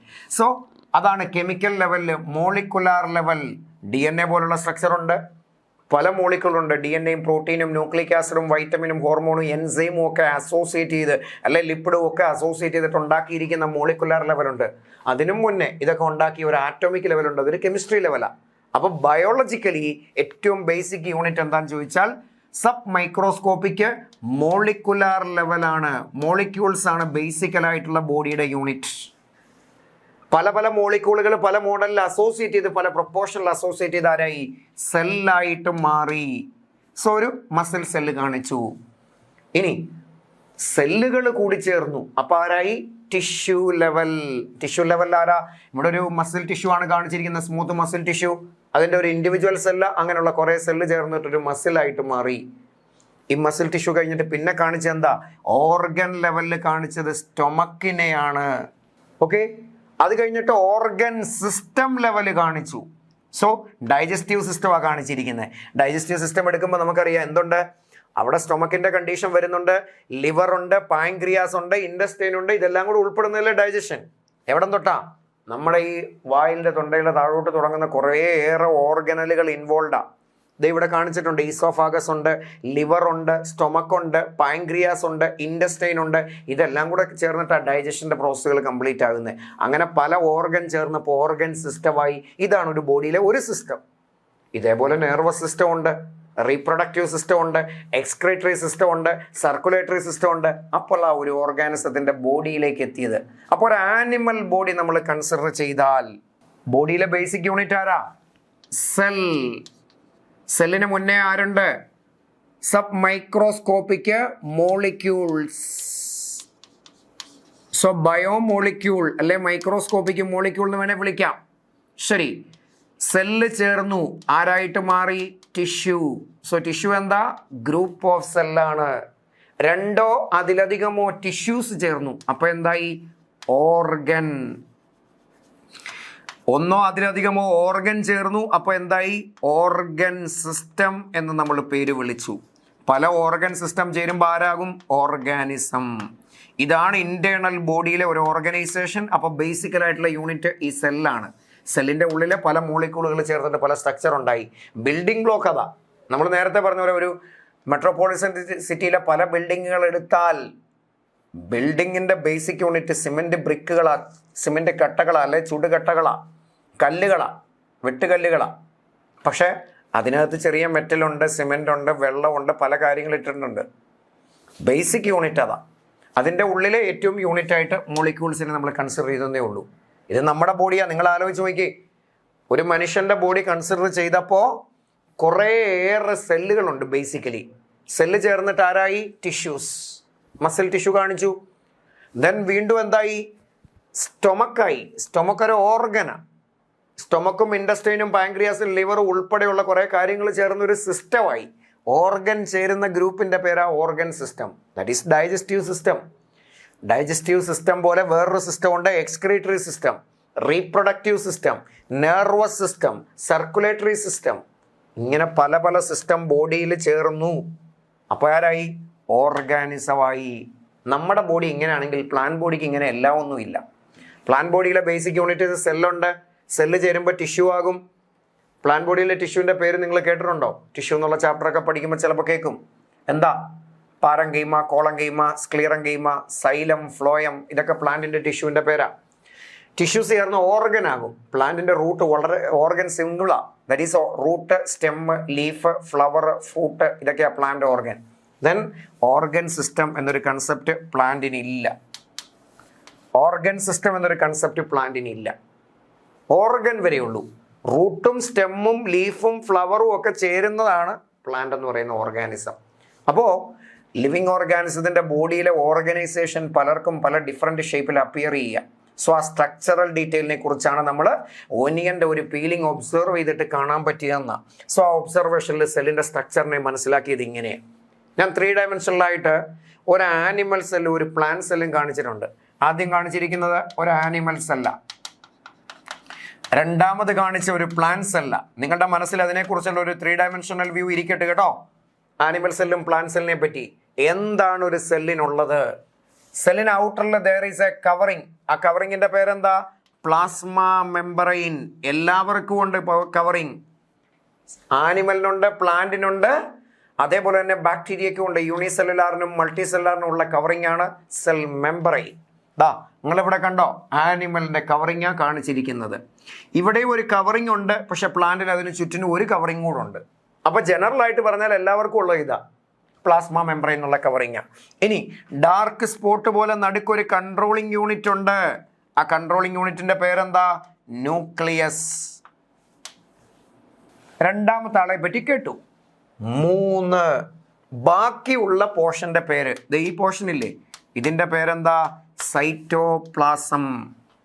സെല്ലിന്റെ ഉള്ളിലുള്ള ഫ്ലൂയിഡിന് വിളിക്കുന്ന പേരാണ് സൈറ്റോപ്ലാസം. വെള്ളത്തിന്റെ പേരാ. വെള്ളം പോയി കഴിഞ്ഞാൽ സെൽ ഉണങ്ങിയിരിക്കും. അപ്പൊ ആ ഫ്ലൂയിഡ് ആയിട്ടുള്ള വാട്ടർ കണ്ടന്റിന്റെ പേര് സൈറ്റോപ്ലാസം. അതിലെന്തുണ്ട്? വെള്ളം പോലെ കിടക്കുന്ന പോർഷനും ഉണ്ട്, സെൽ ഓർഗനൽ ഉണ്ട്. സെൽ ഓർഗനൽ എന്താ? ആനിമൽ സെൽ എടുത്താലും പ്ലാന്റ് സെൽ എടുത്താലും ഡിഫറെന്റാ. അപ്പൊ നിങ്ങൾ നോക്കിയേ, ആനിമൽ സെൽ എടുത്താൽ ഔട്ടറിൽ ഒരു കവറിങ്, പ്ലാന്റിന് ഒരു കവറിങ്. ആനിമൽ സെൽ എടുത്താൽ നടുക്കൊരു കൺട്രോളിംഗ് യൂണിറ്റ് ന്യൂക്ലിയസ്, പ്ലാന്റിന് ഒരു കൺട്രോളിംഗ് യൂണിറ്റ് ന്യൂക്ലിയസ്. ഇനി ഇത് കൂടാതെ ഇഷ്ടംപോലെ സെൽ ഓർഗനൽ നിങ്ങൾ കണ്ടോ? ഇതേ പ്ലാന്റ് സെല്ലിൽ ഒരു വലിയ സ്ട്രക്ചർ ഉണ്ട്, that is known as vacuole. Animal എടുത്താലോ കുറച്ച് ചെറിയ ചെറിയ വാക്യൂളുകൾ ഇങ്ങനെ ചേർന്നിരിക്കും, അല്ലെങ്കിൽ നിരന്ന് കിടക്കും. ഇനി പ്ലാന്റിൽ അഡീഷണൽ ആയിട്ട് ഫോട്ടോസിന്തസൈസ് ചെയ്യാനുള്ള വേറൊരു സ്ട്രക്ചർ ഉണ്ട്, it is known as chloroplast. So chloroplast എന്ന് പറയുന്ന ഒരു സ്ട്രക്ചർ പ്ലാന്റിന്റെ ബോഡിയിലുണ്ട്. ഐഡിയ കിട്ടിയോ? ആനിമൽ ബോഡിയിൽ അതില്ല. ഇനി മൈറ്റോകോൺട്രിയ എന്ന് പറയുന്ന ഒരു സ്ട്രക്ചർ ഉണ്ട്, അത് ആനിമലിനും പ്ലാന്റിനും എല്ലാം ഉള്ളതാ. പ്രോട്ടീൻ സിന്തസൈസ് ചെയ്യുന്ന ഒരു സ്ട്രക്ചർ ഉണ്ട്, ഇറ്റ് ഈസ് റൈബോസോം. ന്യൂക്ലിയസിനോട് ചേർന്ന് കാണപ്പെടുന്ന സെൽ ഓർഗനൽ എൻഡോപ്ലാസ്മിക് റെട്ടിക്കുലം എന്നും വിളിക്കും, ഗോൾജി കോംപ്ലക്സ് എന്നൊക്കെ പേര് വിളിക്കും. അതുകൊണ്ട് ഇവിടെ ഇത് കൂടാതെ ചെറിയ ചെറിയ ബോഡീസ് ഒക്കെ ഉണ്ട്. ലൈസോസോം എന്ന് പറയുന്ന ബോഡി ഗോൾജി കോംപ്ലക്സിൽ നിന്നൊക്കെ ഉണ്ടാകുന്നുണ്ട്. ഇങ്ങനെ എല്ലാം കൂടെ ചേരുന്ന ഒരു സെല്ലെന്ന് നമുക്ക് വേണേൽ പറയാൻ പറ്റും. അപ്പോൾ ഒരു സ്ട്രക്ചറൽ ഈ സെൽ എന്താ? ഒരു ഐഡിയ കിട്ടിയല്ലോ. എന്തുവാ? നടുക്കൊരു കൺട്രോളിംഗ് യൂണിറ്റ് ന്യൂക്ലിയസ്, ചുറ്റിനും ഒരു ഫ്ലൂയിഡ് സൈറ്റോപ്ലാസം. ന്യൂക്ലിയസ് ഒഴികെയുള്ള ഫ്ലൂയിഡിന്റെ പേരാ സൈറ്റോപ്ലാസം. ന്യൂക്ലിയസും സൈറ്റോപ്ലാസവും രണ്ടും കൂടെ ഒരുമിച്ച് കൂട്ടിയാൽ നമ്മൾ അതിന് വിളിക്കുന്ന പേരെന്താ? Protoplasm. That is a living content. Purkinje എന്ന് പറയുന്ന സയന്റിസ്റ്റ് ആണ് ആ പേര് പറഞ്ഞതെന്ന് നമ്മൾ പറഞ്ഞു. ന്യൂക്ലിയസും സൈറ്റോപ്ലാസവും ഈ മെമ്പറൈന്റെ കവറിങ്ങിന്റെ ഉള്ളിലുള്ള എല്ലാത്തിനും കൂടെ ഒരുമിച്ച് വിളിച്ച പേരാ പ്രോട്ടോപ്ലാസം. അപ്പോ ഒരു മാസ് ഓഫ് പ്രോട്ടോപ്ലാസ്മിക് കണ്ടന്റ് ഉണ്ട്, that enclosing a nucleus surrounded by a membrane, that is actually a cell. ബാക്കിയുള്ള കമ്പോണന്റ് ഒക്കെ എല്ലാവർക്കും കോമൺ അല്ല. സെൽ വോള് ആനിമലിനില്ല, പ്ലാന്റിനേ ഉള്ളൂ. ജനറൽ ആയിട്ട് ഇത്രയും കാര്യം പറഞ്ഞാൽ മതി. മുഴുവൻ കാര്യങ്ങളെയും കൺട്രോൾ ചെയ്യാനുള്ള ഒരു ന്യൂക്ലിയസ് എൻക്ലോസ് ചെയ്യുന്ന ഒരു ഫ്ലൂയിഡ് പോർഷൻ ഉണ്ട്, ദാറ്റ് ഈസ് പ്രോട്ടോപ്ലാസം. അതിനെ സറൗണ്ട് ചെയ്തിട്ടൊരു മെമ്പറൈനും ചേരുന്ന ബേസിക് സ്ട്രക്ചറൽ ഫങ്ഷണൽ യൂണിറ്റിന്റെ പേരാ സെൽ. ഐഡിയ കിട്ടിയോ? സോ സെൽ ഈസ് എങ്ങനെ ഡിഫൈൻ ചെയ്യാം? Is a mass of protoplasm. ഒരു പ്രോട്ടോപ്ലാസ്മിക് മാസ് ആണ്, enclosing a nucleus surrounded by a cell membrane. Membrane വെച്ചിട്ട് സറൗണ്ട് ചെയ്തിരിക്കുന്ന ന്യൂക്ലിയസിനെ ഉൾക്കൊള്ളിക്കുന്ന ഒരു പ്രോട്ടോപ്ലാസത്തിന്റെ മാസിന് വിളിക്കുന്ന പേരാ സെൽ എന്നാ പറഞ്ഞേ. ഐഡിയ കിട്ടിയോ? ശരി, അങ്ങനെ ആണെങ്കിൽ ആ സെല്ലിൻ്റെ സ്ട്രക്ചറിലും ഷേപ്പിലും ഫംഗ്ഷനിലും ഒക്കെയുള്ള ഡീറ്റെയിൽ ആണ് നമുക്ക് ഇനി അറിയേണ്ടത്. So next one is shape of the cell. സെല്ലിൻ്റെ ഷേപ്പ് പല കാര്യങ്ങളെ ആശ്രയിച്ചിരിക്കുന്നത് നമുക്ക് പറയാം. ഏറ്റവും പ്രധാനമായിട്ടും ഫംഗ്ഷന്. സെല്ലിനൊരു പ്രോപ്പർ ഷേപ്പ് ഉണ്ട് എന്ന് നമുക്ക് പറയാൻ പറ്റും. നമ്മുടെ ബോഡിയിലെ പല സ്ഥലത്തിരിക്കുന്ന ഷേപ്പിന് പല ഷേപ്പാണ്. സോ ഫോർ എക്സാമ്പിൾ, യൂണിസെല്ലുലാർ ആയിട്ടുള്ള ഒരു ഓർഗാനിസമായി കാണിച്ചിരിക്കുന്ന അമീബയുടെ ബോഡിക്ക് ഒരു പ്രത്യേകിച്ച് ഷേപ്പ് ഇല്ല. So amoeba do not have a specific shape. പ്രത്യേകിച്ച് ഷേപ്പ് ഇല്ല. പിന്നെ എന്ത് ചെയ്യും? അവർ ഷേപ്പ് ചേഞ്ച് ചെയ്തുകൊണ്ടേയിരിക്കും. സെല്ലിപ്പോൾ ഞാനിങ്ങനല്ലേ വരച്ചിരിക്കണേ. ഇനി നിങ്ങൾ നോക്കിക്കേ, ഒരു ഗ്രീൻ കളറിലൊരു പോർഷൻ കാണുന്ന ഒരു ഫോറിൻ ബോഡിയാണ്. അത് ഫുഡായിട്ട് വേണേൽ എൻഗൾഫ് ചെയ്തെടുക്കും. അപ്പോൾ ഇതിൻ്റെ സെല്ലിൻ്റെ മെംബ്രെയിൻ ഇങ്ങനെ ഇൻവാജിനേറ്റ് ചെയ്ത് വന്നിട്ട് ഇതിൻ്റെ ചുറ്റിനും വരും. അപ്പോൾ ഷേപ്പ് മൊത്തത്തോടെ മാറി വരും. സോ ഇതിനനുസരിച്ച് ഇതിങ്ങനെ ഫ്ലെക്സിബിളാണ്. ഔട്ടറിലെ കവറിങ് ആയിട്ടുള്ള സെൽ മെംബ്രെയിൻ്റെ ഫ്ലെക്സിബിലിറ്റി അനുസരിച്ച് ഷേപ്പ് ഇങ്ങനെ ചേഞ്ച് ചെയ്തിട്ട് മൂവ്മെൻറ്റ് നടത്തുന്നതും ഈ പർട്ടിക്കുലർ ആയിട്ടുള്ള സ്ട്രക്ചറിൻ്റെ പ്രസൻസിലാണ്. സോ ബോഡിയുടെ സെല്ലിന് പ്രത്യേകിച്ച് ഷേപ്പ് ഇല്ലാത്ത ആളാണ് അമീബ പോലുള്ള ചില ഓർഗാനിസം. എന്നാൽ മൾട്ടി സെല്ലാർ ഓർഗാനിസം ഒക്കെ എടുത്താൽ ബോഡിയിലെ ഒരൊറ്റ ബോഡിയിൽ തന്നെ കാണപ്പെടുന്ന പല സെല്ലുകൾക്കും പല ഷേപ്പാണ്. ഫോർ എക്സാമ്പിൾ, നമ്മുടെ ടെക്സ്റ്റ് ബുക്കിൽ ഹ്യൂമൻ ബോഡിയിലെ കുറേ സെല്ലിനെ പറ്റി കാണിച്ചിട്ടുണ്ട്. ഞാൻ ആ ഹ്യൂമൻ ബോഡിയിലെ സെല്ലിനെ ഒന്ന് കാണിച്ചിട്ടുണ്ടെന്നേ ഉള്ളൂ. ഒന്ന് ശ്രദ്ധിച്ച് നോക്കിക്കേ. മൾട്ടി സെല്ലുലാർ ഓർഗാനിസമായ ഹ്യൂമൻ ബോഡി, നമ്മുടെ ബോഡി എടുത്താൽ ഇഷ്ടംപോലെ സെല്ലുണ്ട്. ആ സെല്ലിൻ്റെ ഷേപ്പ് പലതരത്തിലാണ്. ഇലോങ്ങേറ്റഡ് ആയിട്ടുള്ള സെല്ലുണ്ട്, നല്ല നീളമുള്ള സെല്ലുണ്ട്. ഏറ്റവും longest cell in human body ആരാ? ദിസ് വൺ, നെർവ് സെല്ലാണ്, ന്യൂറോൺ ആണ്. സോ അയാൾ നീളം കൂടിയ സെല്ല. എന്നാൽ നല്ലതുപോലെ സ്പെറിക്കലായിട്ടിരിക്കുന്ന റൗണ്ട് പോലെയൊക്കെ കാണപ്പെടുന്ന അല്ലെങ്കിൽ ഓവൽ ഷേപ്പിലൊക്കെ കാണപ്പെടുന്ന സെല്ലുണ്ട്. സ്പെറിക്കലിൻ്റെ എക്സാമ്പിളാണ് RBC. സ്പെറിക്കലായിട്ടുള്ളതിന് എക്സാമ്പിളായിട്ട് പറയാം. ഇനി സ്പെറിക്കൽ പോലെയോ ഓവൽ ഷേപ്പിൽ പോലെയൊക്കെ വേണമെങ്കിൽ നമുക്ക് എഗ്ഗും പറയാം. ദെൻ സ്പിൻഡിൽ ഷേപ്പിലെ സെല്ലുണ്ട്. സ്പിൻഡിൽ ഷേപ്പ് നിങ്ങൾ കണ്ടോ? സ്പിൻഡിൽ ഷേപ്പിലുള്ള സെല്ലിരിക്കുന്ന മസിൽ സെല്ല, രണ്ടറ്റവും പോയിന്റഡാ. അതാ സ്പിൻഡിൽ ഷേപ്പ്. ഇങ്ങനെ ഇരിക്കും. അതിൻ്റെ രണ്ടറ്റവും പോയിന്റഡ് ആണ്, നടുക്ക് കുറച്ച് ബൾജ് ചെയ്ത പോലെ ഇരിക്കും. ദാറ്റ് ഷേപ്പ് ഈ സ്പിൻഡിൽ ഷേപ്പ്ഡ്. എക്സാമ്പിൾ ആരാ? മസിൽ സെൽ എക്സാമ്പിളാ. ഇനി നല്ലതുപോലെ പരന്നിരിക്കുന്ന ഫ്ലാറ്റൻഡ് സെല്ലും നമ്മുടെ ബോഡിയിലുണ്ട്. ഫ്ലാറ്റൻഡ് ആയിട്ടുള്ള സെല്ലിൻ്റെ എക്സാമ്പിളാണ് സ്കിൻ സെല്ലുകൾ. അതങ്ങനെ ഫ്ലാറ്റ് അല്ലേ? അപ്പം നമ്മുടെ ബോഡിയിൽ തന്നെ സെല്ലിൻ്റെ ഷേപ്പ് പലതാ. ഇനിയും ഇഷ്ടംപോലെ പടം ഞാൻ കാണിച്ചിട്ടുണ്ട്. നീളം കൂടിയ നെർവ് സെല്ലുണ്ട്. സ്പെറിക്കലോ ഓവലോ ഒക്കെ ഷേപ്പിൽ കാണപ്പെടുന്ന ബ്ലഡ് സെല്ലും എഗ്ഗിൻ്റെ സെല്ലും ഉണ്ട്. ദെൻ ഫ്ലാറ്റ് ആയിട്ടുള്ള സ്കിന്നിൻ്റെ സെല്ലുണ്ട്. ബോണിൻ്റെ ഷേപ്പ് വേറൊരു സെല്ലാണ്. Then muscle cell elongated spindle shaped ആണ്. സ്പേമിൻ്റെ ഷേപ്പ് എടുത്താൽ വേറൊരെണ്ണമാണ്. മെയിൽ റീപ്രൊഡക്റ്റീവ് സ്ട്രക്ചർ അല്ലേ സ്പേം. അപ്പോൾ അതിൻ്റെ ബോഡി എടുത്താൽ ഇങ്ങനെയാണ്, ഒരു പർട്ടിക്കുലർ ഷേപ്പ്. ഇത് ഇങ്ങനെയാണ്, ഒരു ഹെഡും ഒരു ടെയിലും ഒക്കെ കാണപ്പെടുന്ന പോലെ ഒരു പർട്ടിക്കുലർ പോർഷനാണ്. ഇവിടെ ഒരു ഹെഡ് പോർഷൻ ഉണ്ട്, ഒരു ടെയിൽ പോർഷൻ ഉണ്ട്. ബോഡി ആക്ച്വലായിട്ട് കാണപ്പെടുന്നുണ്ട്. ഫ്ലജല്ലയുടെ പ്രസൻസിൽ മൂവ്മെൻ്റ് ഒക്കെ സഹായിക്കുന്ന ഷേപ്പാണ്. അപ്പോൾ ഓരോരോ ഷേപ്പിലായിരിക്കുന്നത്. അതെന്തിനാ? ഓരോ ഫംഗ്ഷനെയും ബേസ് ചെയ്തിട്ടാണോ? ആലോചിച്ച് നോക്കിയേ. നമ്മുടെ ബോഡിയിൽ നമ്മൾ സെക്ഷൽ റീപ്രൊഡക്ഷനെ പറ്റി കേൾക്കുന്നുണ്ട്. മെയിൽ ബോഡിയിൽ നിന്ന് സ്പേം, ഫീമെയിൽ ബോഡിയിൽ നിന്ന് ഓവം, രണ്ടും കൂടെ മിക്സ് ചെയ്തിട്ടാണ് സൈഗോട്ടാകുന്നതും 9 മാസം കഴിയുമ്പോൾ ഒരു യങ് കുഞ്ഞായിട്ട് ജനിക്കുന്നതും അല്ലേ? അവിടെ സെൽ ഡിവിഷൻ നടന്നിട്ട് ബോഡി മൾട്ടി സെല്ലർ ആയിട്ട് മാറണം. നമ്മുടെ ബോഡി സ്റ്റാർട്ട് ചെയ്യുമ്പോൾ ഒരൊറ്റ സെല്ലേ ഉള്ളൂ. ഫാദറിൻ്റെ ബോഡിയിലെ സ്പേം, മദറിൻ്റെ ബോഡിയിലെ ഓവം, രണ്ടും കൂടെ ഫ്യൂസ് ചെയ്തിട്ടൊരു സൈഗോട്ടാവും. മദറിൻ്റെ ബോഡിയിലെ ഓവം അവിടെ ഇരിക്കും. ഫാദറിൻ്റെ ബോഡിയിൽ നിന്ന് റിലീസ് ചെയ്യുന്ന അല്ലെങ്കിൽ മെയിൽ ബോഡിയിൽ നിന്ന് റിലീസ് ചെയ്യുന്ന സ്പേം മൂവ് ചെയ്തിട്ടാണ് ഓവത്തിൻ്റെ അടുത്ത് എത്തുന്നത്. സോ മൂവ്മെൻറ്റിനെ സഹായിക്കാനുള്ള ഫ്ലജല്ല നീന്തി പോകാനുള്ള സ്ട്രക്ചർ വേണ്ടേ? അപ്പോൾ നിർവഹിക്കുന്ന ഫങ്ഷൻ എന്താണോ അതിനെ ആശ്രയിച്ചിട്ട് സെല്ലിൻ്റെ ഷേപ്പ് ഇരിക്കും. ന്യൂറോണിന് നീളം കൂടിയ ഷേപ്പാണ്, ഇലോങ്ങേറ്റഡാ. എന്തിനാ? ഇമ്പൾസ് കണ്ടക്ഷനും അതൊക്കെയല്ലേ ന്യൂറോണിൻ്റെ ഫങ്ഷൻ. അപ്പം നല്ല ഇലോങ്ങേറ്റഡ് ഷേപ്പിൽ ഇരിക്കണ്ടേ?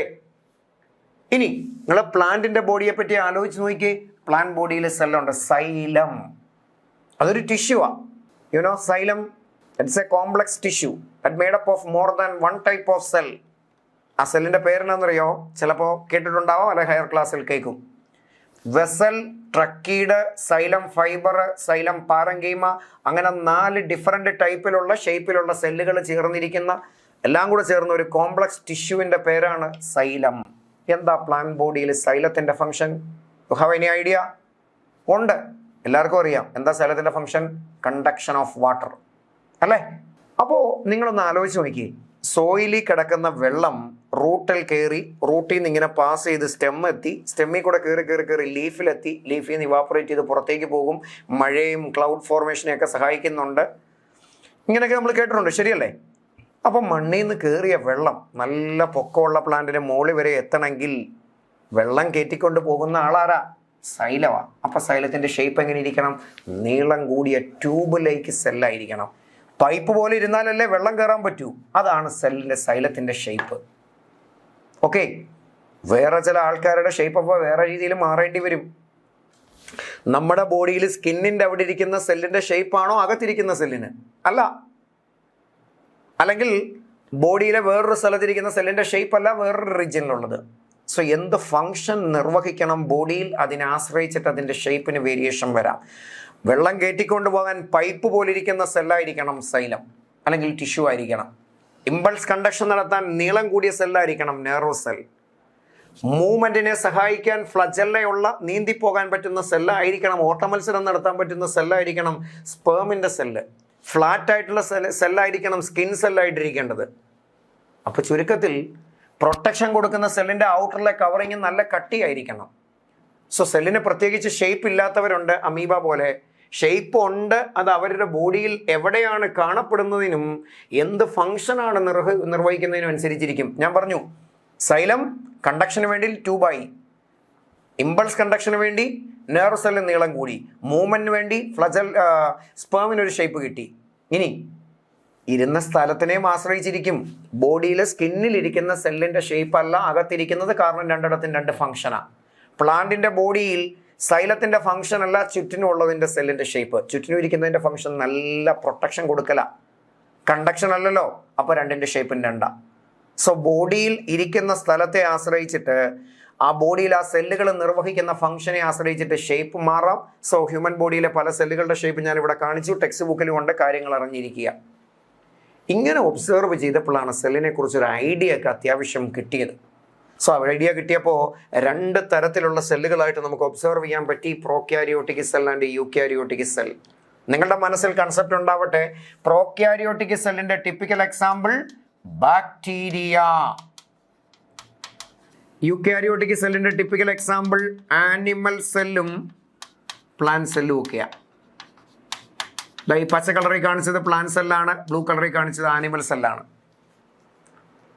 എന്താ പ്രോക്യാരിയോട്ട് ആൻഡ് യൂക്യാരിയോട്ട്? നമ്മൾ സാധാരണ ബയോളജി ഒക്കെ പഠിക്കുമ്പോൾ എളുപ്പത്തിന് വേണ്ടി വേർഡിൻ്റെ മീനിങ് മനസ്സിലാക്കി പഠിച്ചാൽ എളുപ്പമാണ്. പ്രോ മീൻസ് പ്രിമിറ്റീവ് എന്ന, യു എന്നുള്ള രണ്ട് ലെറ്റർ വന്നിട്ട് യു എന്നൊരു വാക്ക് ബയോളജിയിൽ വന്നാൽ അതിൻ്റെ അർത്ഥം ട്രൂ എന്നാണ്. True karyotic. കാരിയോ എന്നുള്ള വാക്കിന് ബയോളജിയിൽ ഒരു അർത്ഥമുണ്ട്, ന്യൂക്ലിയസ്. നിങ്ങൾ എവിടെ ഏത് വലിയ ക്ലാസ്സിൽ ചെന്നാലും കാരിയോ എന്നുള്ള വാക്കിൻ്റെ അർത്ഥം ന്യൂക്ലിയസാണ്. അപ്പോൾ ഇതിൻ്റെ അർത്ഥം എന്താണെന്നറിയോ?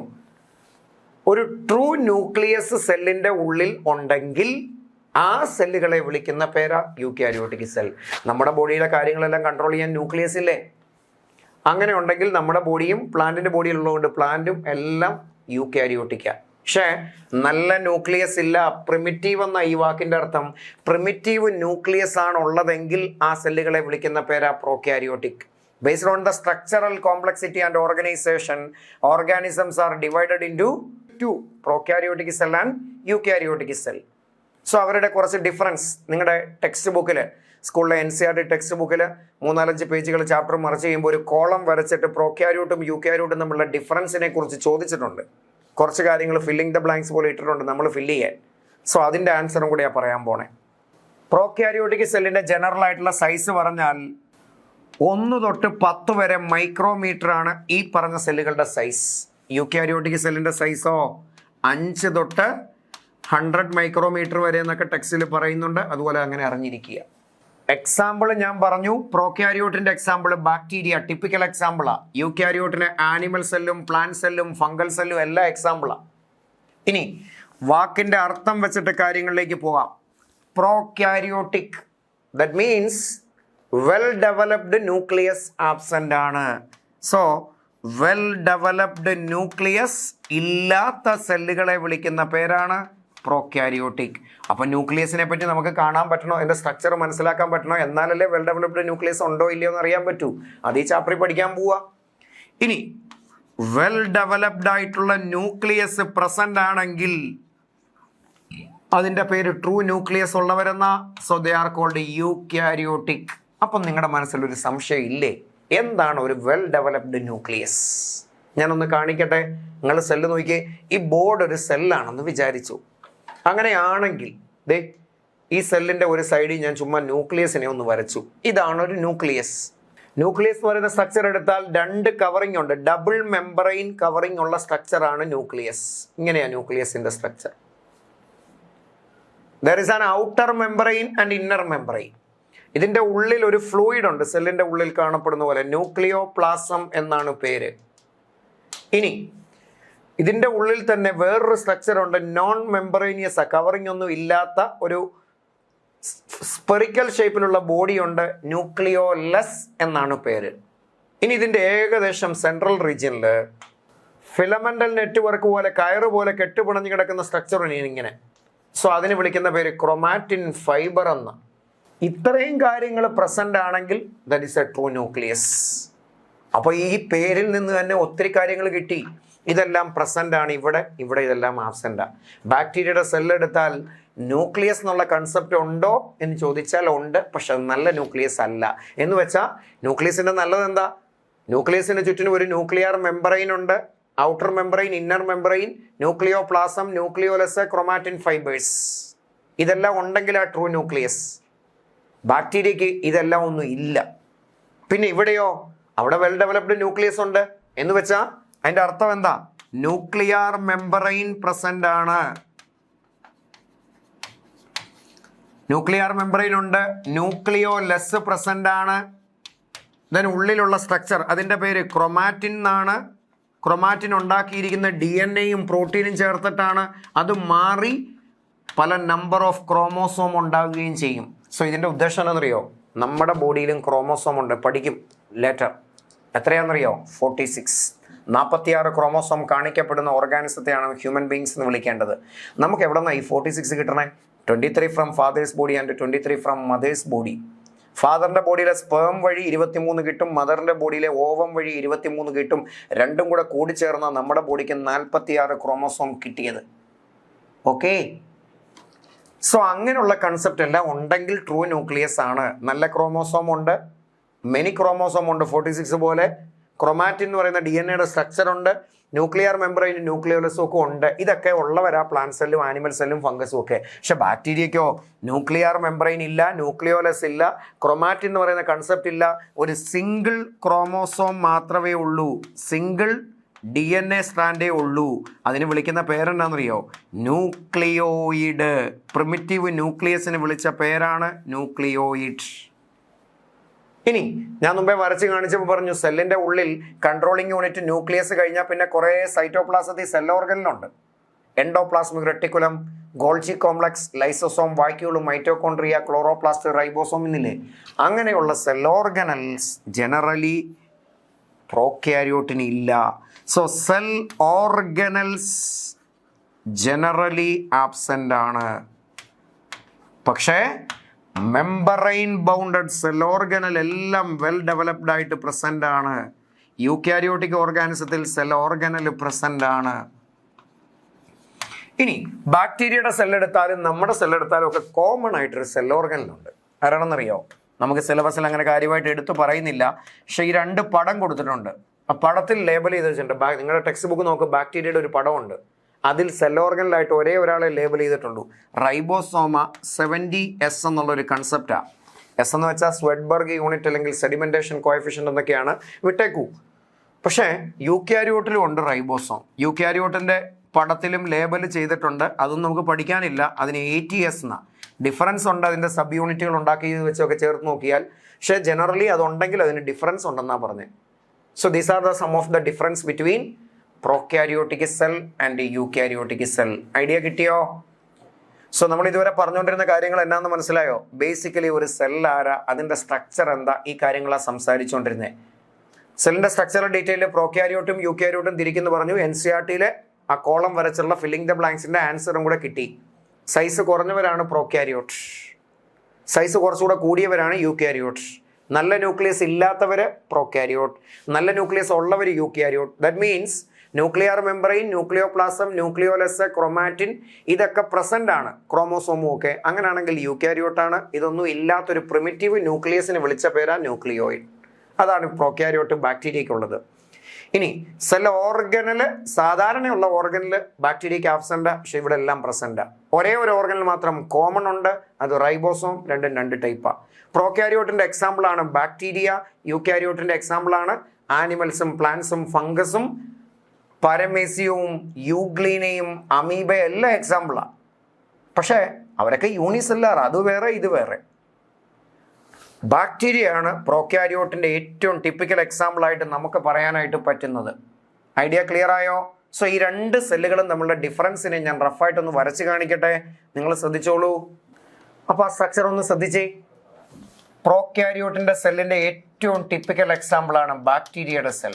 ബാക്കിയുള്ള മിക്കവാറും ആൾക്കാരും, ഭൂരിഭാഗം ആൾക്കാരും യൂക്യാരിയോട്ടിലാണ് വരേണ്ടത്. ഏറ്റവും ടിപ്പിക്കൽ ആയിട്ടുള്ള എക്സാമ്പിൾ ആനിമൽ സെല്ലും പ്ലാന്റ് സെല്ലും ഒക്കെയാണ്. യൂണിസെല്ലാർ ആണോ മൾട്ടി സെല്ലാർ ആണോ എന്നുള്ളതല്ല, ഇത് വേറൊരു കൺസെപ്റ്റാണ്. ഇനി എക്സാമ്പിൾ വെച്ചിട്ട് കാര്യങ്ങളുടെ ഡീറ്റെയിലേക്ക് വരുമ്പോൾ, ബാക്ടീരിയയുടെ സെൽ എടുത്താൽ ഔട്ടറിൽ there is a cell membrane. ആനിമലിൻ്റെയോ പ്ലാന്റിൻ്റെയോ സെൽ എടുത്താലും ഔട്ടറിൽ മെമ്പറൈൻ. പ്രോക്യാരിയോട്ടിന്റെ സെല്ലിന്റെ സൈസിനെക്കാട്ടിലും കുറച്ചുകൂടെ കൂടുതൽ യൂക്യാരിയോട്ടിന്റെ സെല്ലിന്റെ സൈസ്. 2, യൂക്യാരിയോട്ടാണ് ആനിമൽ പ്ലാന്റ് സെല്ല് പോലെ നല്ല ന്യൂക്ലിയസ് പ്രസന്റ് ആണ്. എന്താ നല്ല ന്യൂക്ലിയസ്? ന്യൂക്ലിയസിന് ചുറ്റിനും ഒരു ന്യൂക്ലിയർ മെമ്പറൈൻ, ഡബിൾ മെമ്പറൈനാ. ഉള്ളിൽ ഒരു ഫ്ലൂയിഡ് പോർഷന്റെ ഉള്ളിൽ ഒരു സ്പെറിക്കൽ ബോഡി കവറിങ് ഇല്ലാത്തതാണ് ന്യൂക്ലിയോലസ്. ക്രൊമാറ്റിന്റെ റെട്ടിക്കുലം പോലെ DNA ഇങ്ങനെ ഫൈബറിലേക്ക് നെറ്റ്വർക്ക് സ്ട്രക്ചർ പോലെ കിടക്കുന്നു. ഓക്കെ,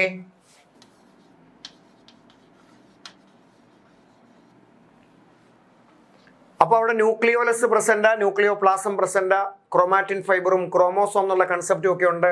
എല്ലാ കാര്യങ്ങളും ക്ലിയർ ആയി.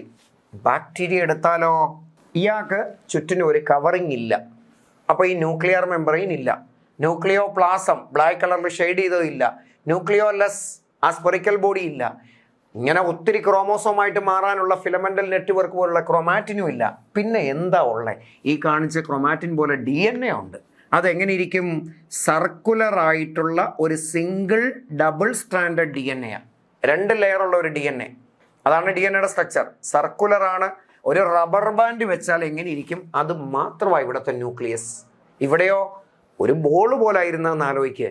യൂക്യാരിയോട്ട് സെല്ലിൽ ഒരു ബോൾ പോലെ ഇരിക്കും, അതിന് കവറിങ് ഉണ്ട്, ഉള്ളിലൊരു സ്പേസ് ഉണ്ട്, അതിൻ്റെ ഉള്ളിൽ ഒരു ചെറിയ ബോളുണ്ട്, പിന്നെ കുറേ കയറ് പോലെ കെട്ടുപിടിഞ്ഞ് കിടപ്പുണ്ട്.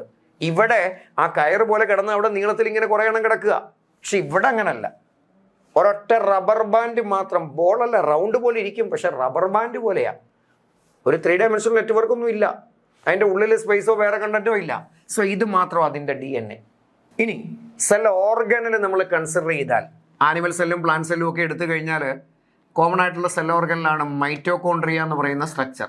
പ്ലാന്റിൽ മാത്രം കാണപ്പെടുന്ന ഒരു സ്ട്രക്ചറാണ് ക്ലോറോപ്ലാസ്റ്റ് എന്ന് പറയുന്ന ഫോട്ടോസിന്തസൈസ് ചെയ്യാനുള്ള ബോഡി. പ്ലാന്റിലെ വാക്യൂള് നല്ല വലുപ്പമുള്ളതാണ്. ആനിമലിലെ വാക്യൂള് കുറേ ചെറിയ വാക്യൂളുകളാണ്. ന്യൂക്ലിയസ് ചേർന്ന് കാണപ്പെടുന്ന സ്ട്രക്ചറാണ് എൻഡോപ്ലാസ്മിക് റെട്ടിക്കുലം. അതിൽ ചേർന്നിട്ടാണ് ഗോൾജി കോംപ്ലക്സ് ഉള്ളത്. ദെൻ ഇതേപോലെ അസോസിയേറ്റ് ചെയ്തിട്ട് ഇഷ്ടംപോലെ സ്ട്രക്ചറുകൾ ഇങ്ങനെ ഉണ്ട്. ഇതെല്ലാം കാണുന്നുണ്ട്. എന്നാൽ ഇവിടെയോ ആ സൈറ്റോപ്ലാസത്തിൻ്റെ ഉള്ളിൽ അങ്ങനെ ഒരു സ്ട്രക്ചർ പ്രസന്റ് അല്ല, കാണുന്നതേ ഇല്ല എന്നാണ് നമ്മൾ പറഞ്ഞിരിക്കുന്നത്. ഐഡിയ ക്ലിയർ ആണോ? ശരി. ഈ രണ്ടിടത്തും കോമൺ ആയിട്ട് കാണുന്ന ഒരേ ഒരു സെൽ ഓർഗനൽ റൈബോസോമും മാത്രമാണ്. പക്ഷെ ഇവിടുത്തെ റൈബോസോം 70S എന്നുള്ള പേരിൽ വിളിച്ചാൽ ഇവിടെയും റൈബോസോം ഉണ്ട്. പക്ഷെ അതിൻ്റെ പേരെന്തെന്ന് വിളിക്കണം? 80S എന്ന് വേണം വിളിക്കാൻ. സബ് യൂണിറ്റുകൾ, ഒരു ലാർജർ സബ് യൂണിറ്റും ഒരു സ്മോളർ സബ് യൂണിറ്റുമാണ്.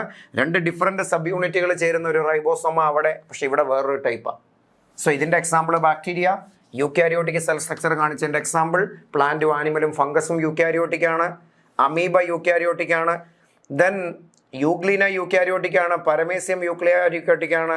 ക്ലാമിഡമോണസ് യൂക്യാരിയോട്ടിക് ആണ്. എസ്പെഷ്യലി ബാക്ടീരിയ എന്നുള്ള ഗ്രൂപ്പ് മാത്രം പ്രോക്യാരിയോട്ടിൽ നല്ല ന്യൂക്ലിയസ് ഇല്ലാത്തവരായിട്ട് നമ്മൾ ഉൾപ്പെടുത്തി വെച്ചു. ജനറൽ ആയിട്ടൊരു സെല്ലിൻ്റെ സ്ട്രക്ചർ ഇനി എന്താണ് അതാ ഡീറ്റെയിൽ ആയിട്ട് നമുക്ക് പഠിക്കാൻ പോകുന്നത്.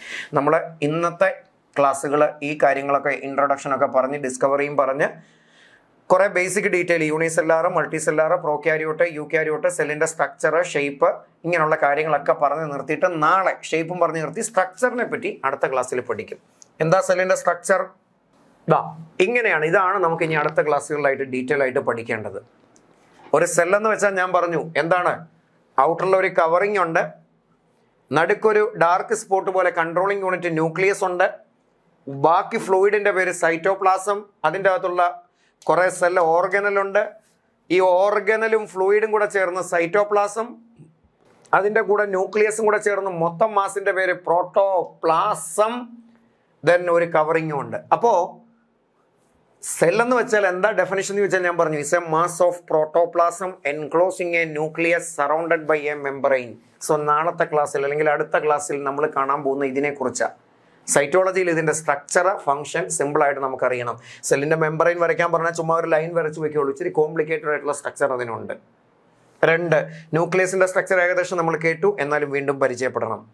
ദെൻ ബാക്കി സെൽ ഓർഗനലുകളെ പറ്റി നമുക്ക് അറിയണം. സൈറ്റോപ്ലാസിലുള്ള മൈറ്റോകോൺഡ്രിയയും ക്ലോറോപ്ലാസും അറിയണം, എൻഡോപ്ലാസം റെട്ടിക്കുലവും ഗോൾജി കോംപ്ലക്സും ലൈസോസോമും വായ്ക്കുളും അറിയണം. പ്രത്യേകിച്ച് റൈബോസോം എടുത്ത് പറയുന്നില്ലെങ്കിലും പ്രോക്യാരിയോട്ടിൻ്റെ യൂക്യാരിയോട്ടിൻ്റെ പഠനത്തിൽ ലേബൽ ചെയ്തുകൊണ്ട് അതും അറിയണം. സോ ഇത്രയും കാര്യങ്ങൾ അടുത്ത ക്ലാസ്സിൽ നമ്മൾ പഠിക്കണം. ഓക്കെ. സോ അപ്പോൾ നമ്മൾ പറഞ്ഞുകൊണ്ടിരിക്കുന്ന കാര്യങ്ങൾ എന്താണെന്ന് ഐഡിയ കിട്ടിയോ? നമ്മൾ ഇന്നത്തെ ക്ലാസ് വൈൻഡ് അപ്പ് ചെയ്യുന്നതിന് തൊട്ട് മുന്നേ ഇന്ന് കണ്ട മുഴുവൻ കാര്യങ്ങളെ ഒന്ന് കൺക്ലൂഡ് ചെയ്യാൻ പോവുക. പറഞ്ഞു നിർത്തിയിട്ട് നമുക്ക് കാര്യങ്ങളെക്കുറിച്ച് പഠിക്കാനൊക്കെ ശ്രമിക്കാം. ഓക്കെ. നിങ്ങൾ നല്ലതുപോലെ ക്ലാസ്സൊക്കെ ഒബ്സർവ് ചെയ്യുന്നുണ്ട്, ആവശ്യമുള്ള കാര്യങ്ങളൊക്കെ എഴുതുന്നുണ്ട്, ലെക്ചർ നോട്ടായിട്ട് നിങ്ങൾക്ക് അപ്ലോഡ് ചെയ്ത് തരുന്നുണ്ട്. NCERTയുടെ ടെക്സ്റ്റ് ബുക്ക് നിങ്ങളുടെ കയ്യിൽ ഉണ്ടാകും, അല്ലെങ്കിൽ സ്കൂളിലെ ടെക്സ്റ്റ് ബുക്ക് ഉണ്ടാകും. സോ ലെക്ചർ നോട്ടും പഠിക്കുക, സ്കൂളിലെ ടെക്സ്റ്റ് ബുക്ക് പഠിക്കുക, കുറേ ക്വസ്റ്റ്യൻ വർക്കൗട്ട് ചെയ്യുക. തിയറി പഠിച്ചിട്ട് അടുത്ത ക്ലാസ്സിൽ വരണം, എന്നാൽ അടുത്ത് ബാക്കി നമുക്ക് മനസ്സിലാവും. അതുപോലെ ഞാൻ ക്വസ്റ്റ്യൻ ഡിസ്കസ് ചെയ്യുമ്പോൾ കാര്യങ്ങളും കിട്ടുകയുള്ളൂ. ഓക്കെ. സോ ഇന്ന് കണ്ട കാര്യത്തെ ഒരു 2 മിനിറ്റ് കൊണ്ട് ഞാൻ ഒന്ന് കൺക്ലൂഡ് ചെയ്യട്ടെ. നമ്മൾ കണ്ടു സെൽ എന്താണ് എന്ന് ബേസിക്കലി ഒന്ന് മനസ്സിലാക്കി. സെല്ലിൻ്റെ ഡിസ്കവറി കണ്ടു, കുറേ സയൻറ്റിസ്റ്റുകളുടെ discovery, Robert Hooke, Leeuwenhoek, Robert Brown, Schleiden and Schwann, Rudolf Virchow, അങ്ങനെ കുറച്ച് ആൾക്കാരെ നമ്മൾ പരിചയപ്പെട്ടിട്ടുണ്ട്. സെല്ല് അതിൻ്റെ ഡീറ്റെയിലേക്ക് കയറിയപ്പോൾ അതിൻ്റെ സ്ട്രക്ചറിനെ പരിചയപ്പെട്ടു. ദെൻ സെല്ലിൻ്റെ ഷേപ്പിനെ കണ്ടു, പല ഷേപ്പ് ഉണ്ട്, അത് ഫംഗ്ഷനെ ആശ്രയിച്ചിരിക്കുമെന്ന് പറഞ്ഞു. അതുപോലെ തന്നെ സെല്ലിൻ്റെ കണ്ടീഷനിൽ നമ്മൾ വേറൊരു കാര്യം കേട്ടു, ഷേപ്പ് ഇല്ലാത്ത അമീബയുണ്ടെന്ന് പറഞ്ഞു. ദെൻ മൈക്രോസ്കോപ്പിക്കലി സെല്ലിൻ്റെ ഒബ്സർവേഷനെ കുറിച്ച് നമ്മൾ കേട്ടു. അതന്നെ ചീക്ക് സെല്ലോ അല്ലെങ്കിൽ ലീഫിൻ്റെ പീലിങ്ങോ ഒനിയൻ്റെ പീലിംഗ് ഒക്കെ എടുത്തിട്ട് മൈക്രോസ്കോപ്പ് വെച്ചിട്ട് നമ്മൾ പഠിച്ചു. മൈക്രോസ്കോപ്പിൻ്റെ ഐഡിയ മനസ്സിൽ കിട്ടിയതാണ്. ഒബ്സർവ് ചെയ്യുമ്പോൾ സെല്ല് കമ്പാർട്ട്മെൻറ്റുകൾ പോലെ കാണുന്ന ഒരു സ്ട്രക്ചറിനെ പറ്റി പറഞ്ഞു. അങ്ങനെ കണ്ടപ്പോൾ സെല്ലിനകത്ത് സെൽ മെംബ്രെയിനും ന്യൂക്ലിയസും സൈറ്റോപ്ലാസവും സെൽ ഓർഗനിലും ഉണ്ടെന്ന് കണ്ടു. അതിൻ്റെ ബേസിൽ മൈക്രോസ്കോപ്പിക് ഒബ്സർവേഷൻ്റെ അടിയിൽ യൂണിസെല്ലാറും മൾട്ടിസെല്ലാറിനെയും പരിചയപ്പെട്ടു. തമ്മിലുള്ള ഡിഫറൻസും എക്സാമ്പിളും കണ്ടു. അതിൻ്റെ കണ്ടീഷന് മാറി വേറൊരു കണ്ടീഷൻ കണ്ടു, പ്രോക്യാരിയോട്ടിക്കും യൂക്യാരിയോട്ടിക്കും. നല്ല ന്യൂക്ലിയസ് ഉള്ളവർ യൂക്യാരിയോട്ടിക്ക്, ഇല്ലാത്തവർ പ്രോക്യാരിയോട്ടിക്ക്. അതിൻ്റെ എക്സാമ്പിളുകൾ മറ്റ് ഡിഫറൻസുകളൊക്കെ മനസ്സിലിരിക്കണം. സോ ബേസിക്കലായിട്ട് സെൽ എന്താണെന്ന് പഠിച്ചു. ഇനി ഡീറ്റെയിൽ ആയിട്ട് സെല്ലിൻ്റെ ഉള്ളിലേക്ക് ഇറങ്ങി ചെല്ലാൻ പോവാം. സെൽ മെമ്പറൈൻ, അതിൻ്റെ structure, function. Nucleus, structure, function. Cell wall ഉള്ളവരുടെ സ്ട്രക്ചർ, ഫംഗ്ഷൻ. സെൽ ഓർഗനുകൾ എല്ലാം എടുക്കുന്നു, സ്ട്രക്ചറും ഫംഗ്ഷനും. പിന്നെ സെൽ തിയറിയിൽ നമ്മൾ കേട്ടു എല്ലാ സെല്ലും മുമ്പുണ്ടായിരുന്ന സെല്ലിൽ നിന്ന് ഡിവിഷൻ വഴി ഉണ്ടാകും. അപ്പോൾ ഒരു സെല്ല് എങ്ങനെ ഡിവൈഡ് ചെയ്ത് 2 ആകുന്നു, അതിൻ്റെ 2 മെക്കാനിസം ചെറിയൊരു ഡിഫറൻസ് സഹിതം പഠിക്കണം. ഇത്തരം കാര്യങ്ങൾ നമുക്ക് കാണാം. 2-3 ക്ലാസ്സുകൾ കൂടെ എടുക്കുമ്പോൾ നമുക്ക് ക്ലാസ് ഫിനിഷ് ചെയ്യണം. ഞാൻ പറഞ്ഞു ലാസ്റ്റ് ക്ലാസ്സിൽ നമുക്ക് കുറച്ച് ക്വസ്റ്റ്യൻ ഒക്കെ ഡിസ്കസ് ചെയ്യാം. അതിനു മുന്നേ പഠിക്കുന്ന കാര്യങ്ങൾ വ്യക്തമായിട്ട് പഠിച്ചിട്ട് വേണം വരാൻ, എന്നാലേ ക്വസ്റ്റ്യൻ ഡിസ്കസ് ചെയ്യുമ്പോൾ കിട്ടൂ. സോ നെക്സ്റ്റ് ക്ലാസ്സിൽ വരുമ്പോൾ ഞാൻ പറഞ്ഞ കാര്യങ്ങൾ ഫോളോ ചെയ്യുക, നല്ലതുപോലെ ലെക്ചർ നോട്ട് വെച്ചിട്ട് കാര്യങ്ങൾ പഠിക്കുക, NCERT അല്ലെങ്കിൽ നിങ്ങളുടെ സ്കൂൾ ടെക്സ്റ്റ് ബുക്ക് വായിക്കുക, ക്വസ്റ്റ്യൻ വർക്കൗട്ട് ചെയ്യാൻ ശ്രമിക്കുക. ചാപ്റ്ററിൻ്റെ അവസാനമുള്ള ക്വസ്റ്റ്യനൊക്കെ കുറേ കൊടുത്തിട്ടുണ്ട്, അതൊക്കെ നമ്മളിവിടെ ക്വസ്റ്റ്യൻ ആയിട്ട് ഉൾപ്പെടുത്തിയിട്ടുണ്ട്. മൾട്ടിപ്പിൾ ചോയ്സിൻ്റെ മോഡലിൽ നമ്മളതിനെ സിമ്പിളായിട്ട് ഇവിടെ പ്രസൻറ്റ് ചെയ്യുകയാണ്, അല്ലാതെ നമുക്കൊന്നും പറ്റൂലല്ലോ. സോ അങ്ങനെയെല്ലാം നമുക്ക് കാണാം. ഓക്കെ. അപ്പോൾ പഠിച്ചിട്ട് വരിക, നെക്സ്റ്റ് ക്ലാസ്സിൽ കാണാം. Okay, by.